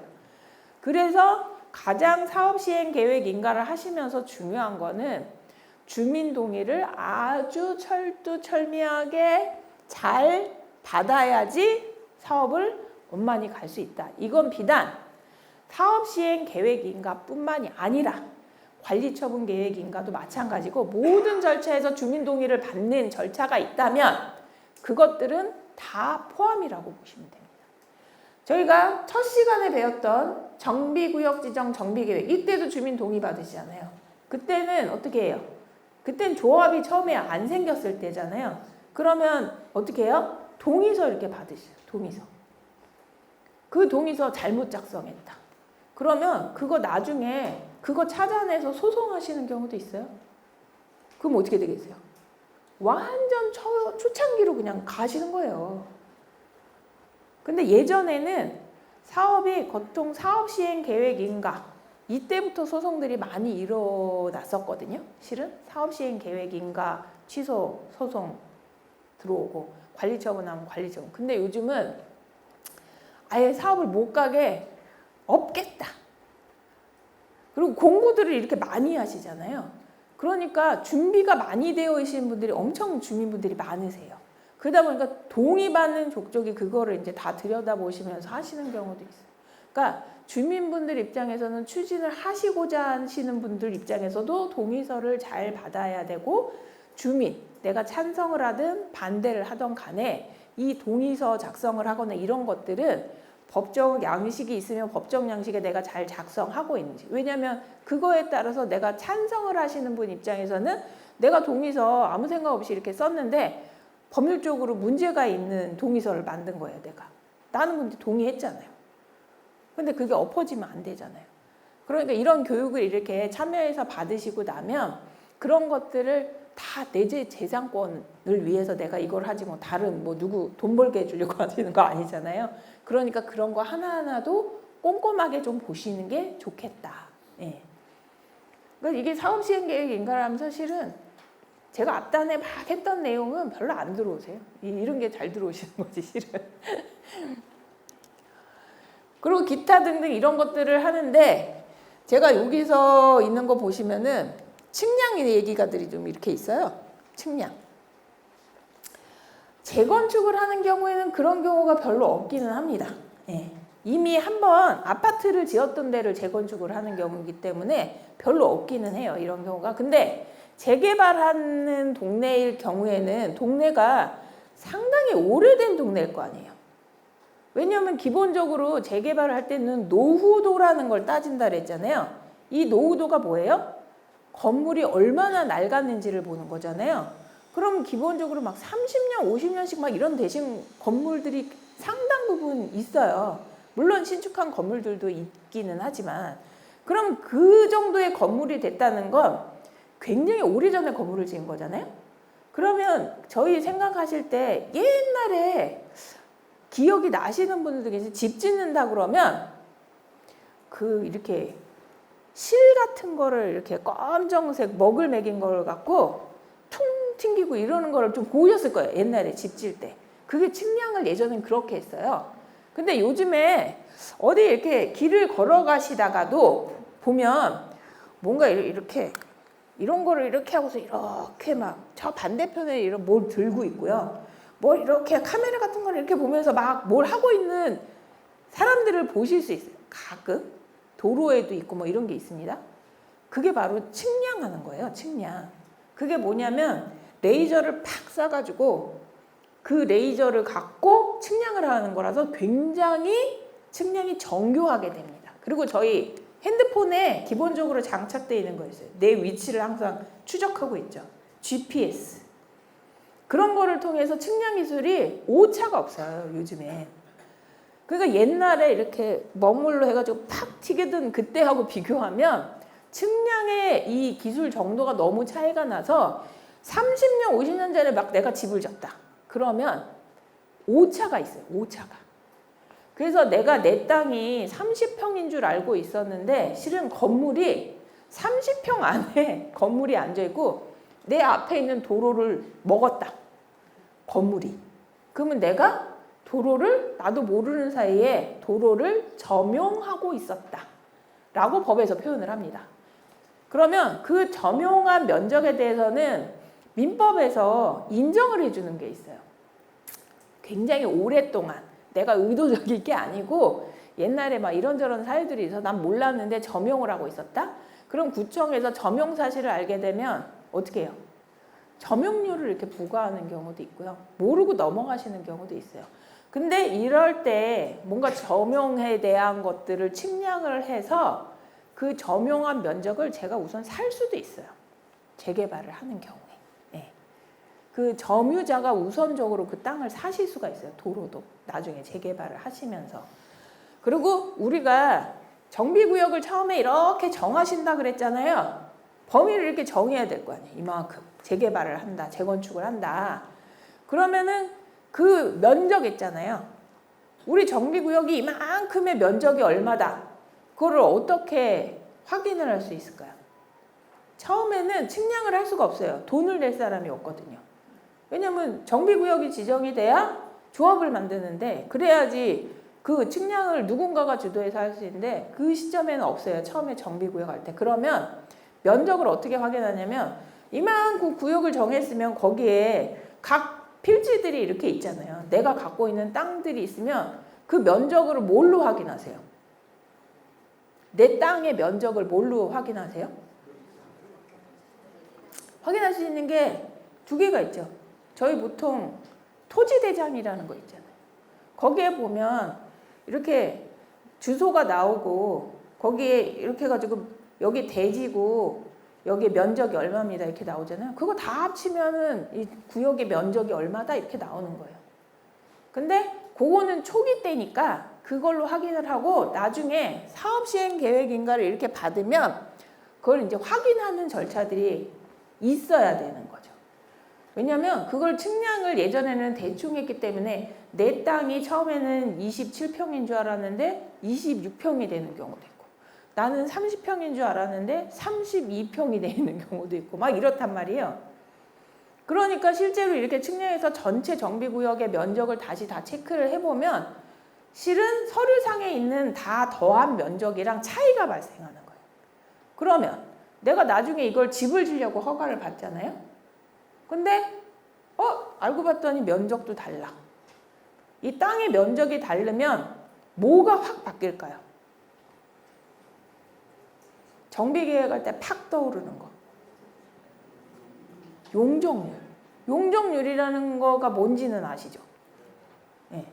용적률은 내 땅에다가 몇 배만큼 건물을 지을 수 있느냐잖아요. 예를 들어서 300%면 어떻게 계산이 돼요? 내가 땅에 갖고 있는 이 면적의 3배만큼을 짓는 거예요. 3배만큼. 그러니까 이 땅의 면적이 바뀌면 내 용적률에 대한 아파트를 짓는 면적이 바뀌는 거예요. 그래서 허가를 받을 때 어찌하거나 좀 현황, 측량이라든가 이런 것들을 측량을 해야 되고 옆에 있는 집은 정비구역이 아니에요. 나는 정비구역 안에 있어요. 근데 알고 봤더니 내가 그 땅을 먹고 갔을 수도 있고 아니면 그 집이 내 땅을 침범했을 수도 있고 이런 거잖아요. 그럼 그걸 정리를 해야 된단 말이에요. 그래서 그런 것들에 대해서 이런 측량들도 해야 한다. 요런 게 결국은 나의 재산권하고 다 연동돼 있다. 왜? 재개발, 재건축을 하면 다 합쳐서 하는 거니까. 내 한 필지도 중요하고 내 건물 면적도 중요한데 결국은 새로 아파트 지어가지고 내가 받는 거잖아요. 그러면 그땐 다 합쳐지니까. 그 합쳐진 것들이 내용이 되게 중요해질 수밖에 없는 거예요. 그리고 여기 보면 이제 정비사업 기간 산정 적정 여부 이런 사소한 것도 저희 사업 시행 인가할 때 우리 언제부터 언제까지 사업할 거예요 이렇게 하는데 보통은 사업 시행 계획 인가일로부터 몇 개월 이렇게 쓰거든요. 몇 개월이라 하면 대충 공사 기간이랑 뒤에 이제 마무리하고 이런 거 생각하면 뭐 48개월, 그러니까 4년 이내 뭐 이런 식으로 씁니다. 네. 근데 그게 택도 없이 막 쓰시는데 막 생각이 없으니까 이게 뭐 중요하겠어 이래가지고 뭐 한 36개월 이렇게 썼다. 근데 2주 하는데 1년 걸리고 관리처분 하는데 1년 걸리고 하는데 사업 시행인가 먹고 3년 이내에 내가 이 사업을 하겠다. 맞나요? 안 맞겠죠. 그러면 이거를 대충 이렇게 썼다. 사업 기간을 이렇게 썼다가 저거마저도 변경하려면 또 변경인가를 하셔야 돼요. 그러니까 저런 것들도 잘 적정하게 이거 기간 쓰셨는지 이런 것도 봐요. 왜냐하면 그냥 저게 그냥 기재하고 아무 효력이 없다 그러면 상관없는데 저거마저도 변경하려고 그러면 또 인가 변경이라는 걸 해야 되기 때문에 그러면 뭐래도 서류 한 장 더 만들어야 되고 뭐래도 또 용역사들이 열심히 발로 떼야 되고 그럼 돈 달라고 그러잖아요. 다 그 주머니에서 이게 다 내 또 분담금에 다 얹혀지고 하니까. 그래서 사소한 거지만 막 저런 것들도 다 한꺼번에 다 확인합니다. 자, 사업 시행 계획 인가가 이제 처리가 되면 아까 앞단에도 제일 중요한 건 뭐다? 인가 처리가 백날 돼도 고시가 나야 된다라고 이렇게 말씀을 드렸잖아요. 일단 사업 시행 계획 인가가 막 유관부서도 하고 주민 의견 공람도 하고 막 이래가지고 다 이제 정리가 되면 구청에서 사업 시행 계획 인가를 이제 처리하는 완료됐어요 라고 조합에다가 알림 공문을 보내드립니다. 예.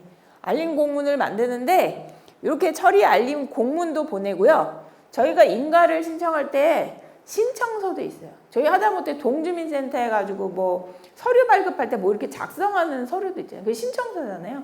하다못해 이건 주민 여러분들이 같이 사업을 하니까 당연히 허가할 때도 허가 신청서가 있듯이 인가할 때도 인가 신청서를 작성을 해요. 그러고 나서 인가가 처리가 되면 법상의 서식에 있는 인가서를 구청장에 도장을 딱 찍어가지고 같이 주십니다. 네.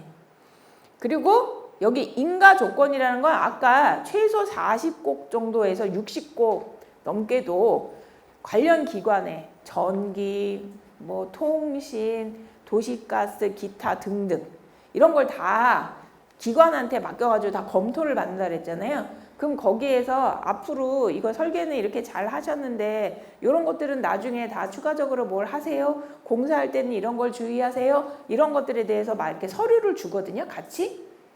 그러면 그거를 자 사업하실 때 이거 다 참고하셔서 하셔야 됩니다 하고 그걸 싹 다 모아서 인가 조건이라고 해서 구청에서 같이 줘요. 서류를. 예. 그러면 이 인가 조건이라는 건 내가 인가를 할 때 이거를 꼭 해야 된다고 조건을 준 거잖아요. 구청에서. 그러면 이거는 반드시 공사를 할 때도 참고해야 되고 준공을 할 때도 요 인가 조건대로 다 했는지, 공사를 잘 했는지를 저걸 보고 다 확인을 합니다. 예. 그런 내용이 있는 게 인가 조건이 굉장히 중요한 겁니다. 그리고 당연히 이제 고시를 구보에다가 낼 거라고 했잖아요. 그럼 고시문 안을 같이 보내드려요. 예. 물론 고시문을 내가 받았다고 해서 처리가 완결된 게 아니다. 뭘 해야 된다? 인터넷에 구보에 내줘야 한다. 그 내주는 내용을 고시문을 출력한 거를 그냥 드리는 것 뿐이에요. 고시문 인터넷에 올리기 전에 요렇게 올릴 겁니다 라고 드리는 거예요. 예. 그리고 저희 이제 이게 이제 생애 한번 집을 져볼까 말까긴 합니다. 서울에 살면. 근데 집 같은 거 지면 뭐 채권도 내라고 그러고 뭐 이런 막 고지서를 막 줍니다. 예. 관계 법령에서 뭐 고지서 납부해야 될 것들이 있으면 이런 것들을 막 발부해서 같이 줘요. 그 다음에 아까 재개발 경우에는 누군가가 이제 나중에 분양 신청을 하려고 했다가 안 하시는 분도 있고 예전에 동의를 했다가 또 반대를 하시는 분들도 있고 이런 분들의 경우에는 재개발 사업에서는 어쩔 수 없이 수용이라는 절차를 갈 수 있다. 이렇게 말씀드렸잖아요. 그때 그게 누가 될지 모르니까 일단은 정비구역 안에 있는 모든 집원에 대한 조서를 이렇게 만듭니다. 그거를 그만큼 중요하기 때문에 여기에 같이 주는 거예요. 예. 그 다음에 그 세입자 중에 임대주택자 대상자들이 있다. 그럼 그 명부도 다 만들어서 줍니다. 예. 그 다음에 아까 말씀드렸죠. 이렇게 해서 알림 처리에 대한 공문과 인가 조건, 인가서, 고시문안, 뭐 기타 등등의 서류를 해서 조합에다가 보내고 난 다음에 이게 법적 효력이 있으려면 뭐를 꼭 해야 한다? 고시를 해야 한다. 고시는 어디에 뜬다? 인터넷 구청 사이트에서 구보라고 치시면 내가 인가를 내고 한 일주일에서 열흘 정도 사이 보통은 인가 처리가 되고 그 다음 주쯤에 인터넷에 검색해 보시면 거의 나와 있을 확률이 높습니다. 예. 뭐 휴일이 중간에 꼈거나 뭐 그 사이에 무슨 구청에 일이 터지거나 이러지 않으면 대부분은 그 정도 사이에는 다 구보에다가 올려주세요. 그러면은 거기 고시할 때 법에서 요런 내용들을 고시하라고 되어 있습니다. 근데 이걸 제가 왜 썼냐? 그만큼 재개발 재건축을 할 때 이 고시하는 요 내용들만큼은 뭔가 변경이 일어날 때 행위를 뭔가를 계속 해줘야 된다. 중요한 사항들이다. 왜냐하면 건축 관련해가지고 허가받을 도서들도 있고 뭐도 있고 서류가 엄청 많거든요. 제출하는 서류들이 엄청 많아요. 그거를 다 중요하다고 해서 그거 뭐 하나 바뀔 때마다 뭘 변경하세요. 이럴 수 없으니까 최소한 주민분들이 꼭 알아야 되는 이러한 내용들에 대해서는 항상 고시를 통해서 변경해야 된다라는 기준이라고 보시면 돼요. 그래서 인가를 처음에 받고 나중에 이제 시간이 지나고 보면 설계 변경도 하고 막 이런 상황들이 계속 있다고 말씀드렸잖아요. 그걸 할 때 반드시 인가 변경을 해야 되는 것들이 있고 경미하게 처리하는 것들이 있는데 어쨌거나 변경을 하거나 우리 사업 지금 못하게 생겨가지고 중지하겠습니다. 이런 사례는 저는 아직 못 봤습니다. 그래서 제가 이 재개발 관련해가지고 한 20년 정도를 했는데 중지의 케이스는 본 적이 없어요. 그냥 사업이 못 가고 방치되어 있는 상황이지만 중지하겠다고 이렇게 고시를 본 적은 없고 폐지의 케이스는 본 적이 있어요. 예, 폐지. 사업 우리는 그냥 접기로 했다. 예, 그런 경우는 간혹 있습니다. 간혹. 예. 그래서 어쨌거나 이렇게 케이스가 발생을 하면 이것도 마찬가지로 고시를 해야 된다. 그 이유를 적어서. 예. 그 다음에 아까 말씀드릴 때 아까 이제 고시를 하고 그 중요한 내용들은 변경을 할 때 또 마찬가지로 고시를 해준다고 했잖아요. 그러면은 변경을 할 때 어디서부터 어디까지는 가볍게 보고 간단하게 처리해주고 어디서부터든 심각하게 내가 이거를 봐야겠다라는 기준을 법에서 만들어주고 있어요. 그거를 실무적인 용어로는 중대한 변경, 일반 변경 뭐 이렇게 하고 변경의 폭이 크다.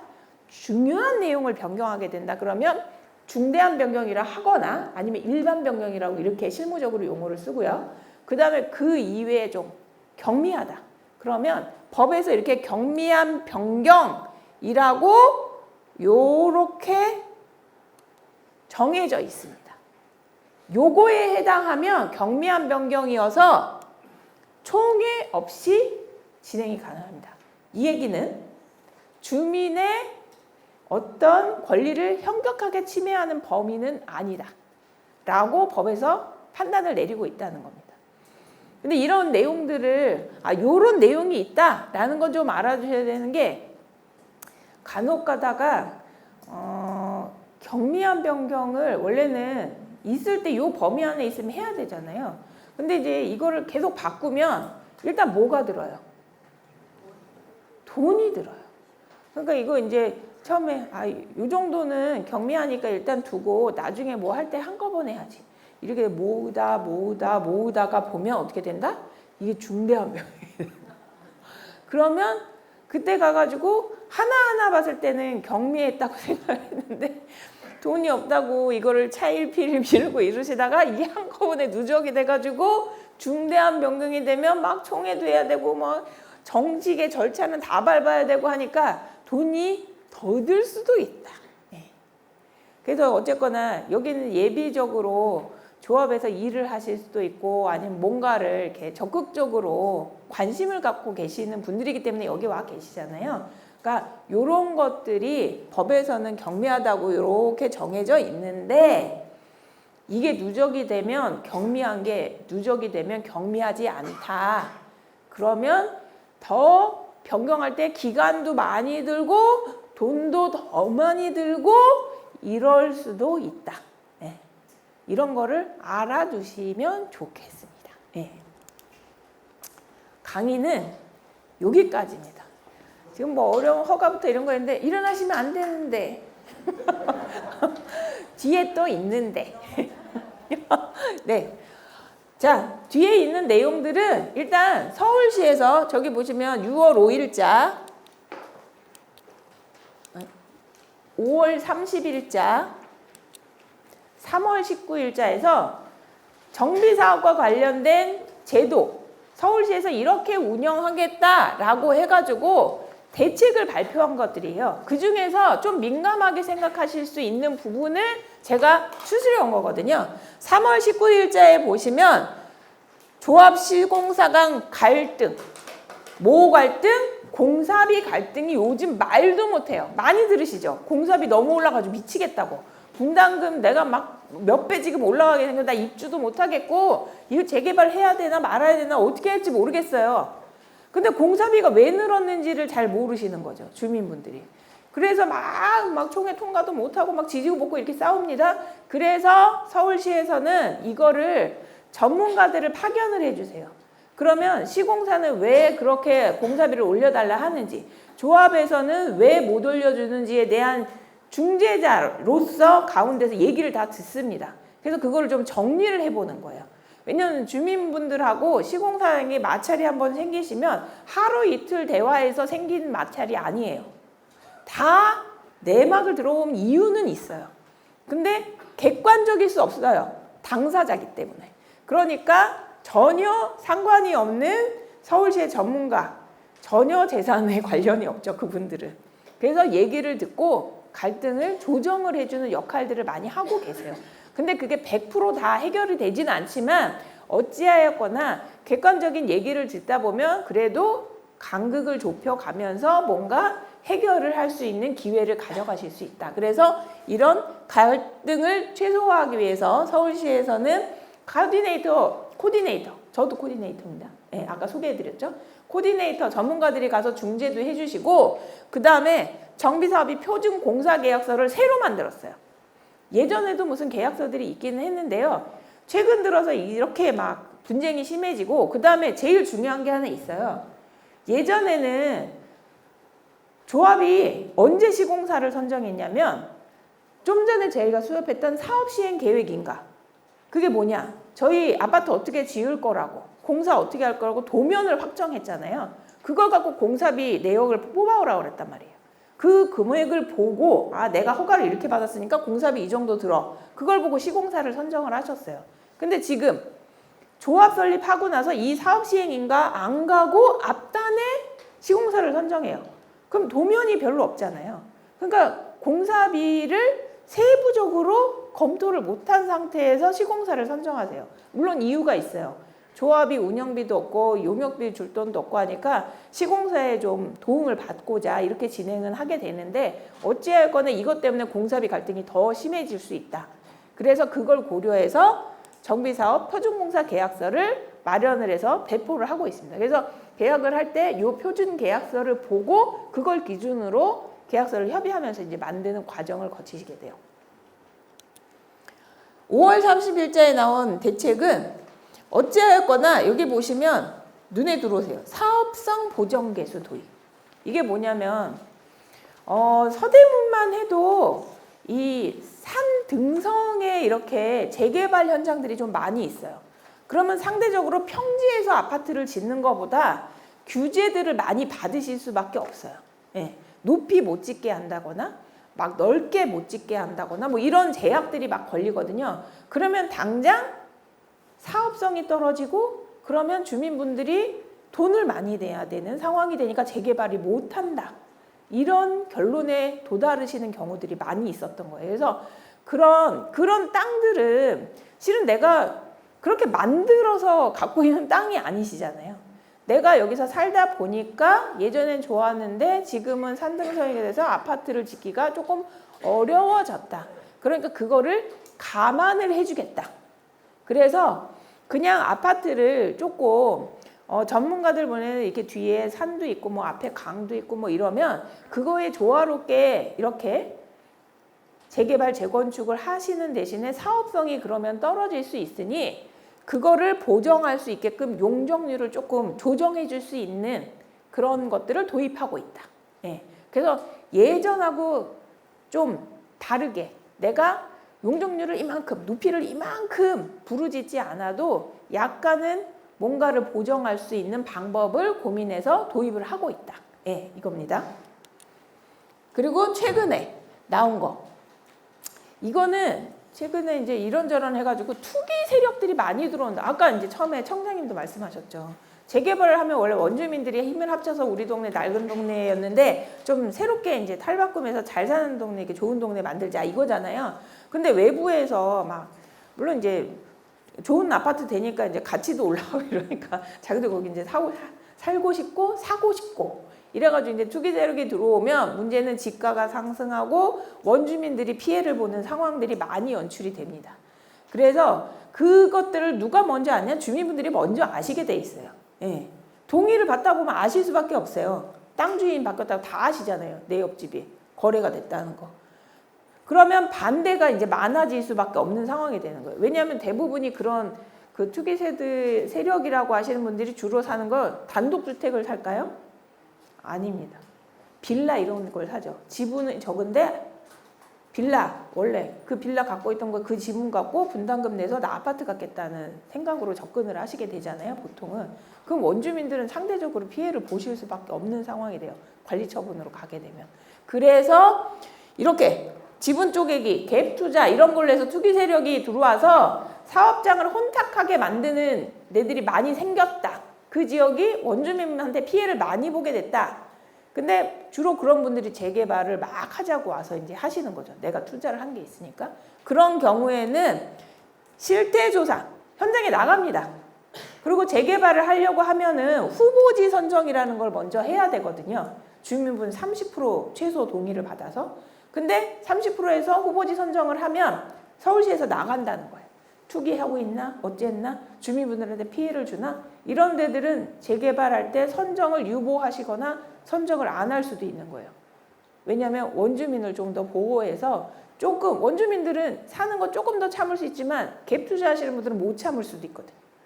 그러니까 이런 것들을 찬성 동의율이 원주민들이 많이 이렇게 하신다. 그럼 원주민들이 동의를 많이 하시는 거니까 이런 경우에는 가점을 주고 반대하는 동의율이 많다. 그 퍼센트를 정해놓고 감점 요인을 주는 겁니다. 그리고 경우에 따라서는 2년간 후보지 선정을 안 해주거나 이런 방법을 통해서 최대한 원주민 중심의 정비 사업이 될 수 있도록 서울시는 계속 노력을 하고 있습니다. 예. 오늘 내용에서는 제가 끝까지 그래도 자리를 좀 지키셨으면 하는 바람에서 이런 내용을 오늘은 추가를 해서 갖고 온 거고요. 항상 이 재개발은 저희가 텀이 길게 가잖아요. 사업이 뭐 5년, 6년 내에 끝나는 사업이 아니고 보통 10몇 년씩은 다 가시거든요. 그 기간 동안에 무수히 많은 법도 바뀌고 관련 규정들도 많이 바뀝니다. 그래서 그런 내용들은 일일이 인터넷에서 이렇게 기사로도 찾아볼 수도 있지만 가능하시면 이런 기회가 되시면 이렇게 구청에서 이런 교육할 거 하니까 자주 나오셔서 들으시면 새로운 정보도 들으실 수 있고 이게 어려우니까 계속 반복해서 들으시는 것밖에 없어요. 방법이.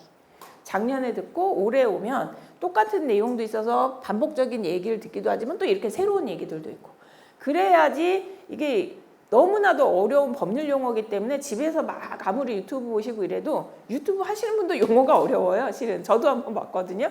뭐라 그러는지 잘 모르겠는 거죠. 그러니까 가능하시면 이렇게 이제 전문가들이 와서 강의해 주셔서 최대한 쉽게 강의하려고 노력들을 하시니까 자주 오셔서 강의 들으시고 계속 내 재산권을 지키기 위해서 노력을 하시면 훨씬 좋은 성과로 재개발을 완료해서 좋은 마을로 만드시고 입주도 하셔서 쾌적한 아파트에 사실 수 있지 않을까 싶습니다. 네, 오늘 강의는 여기까지입니다. 감사합니다.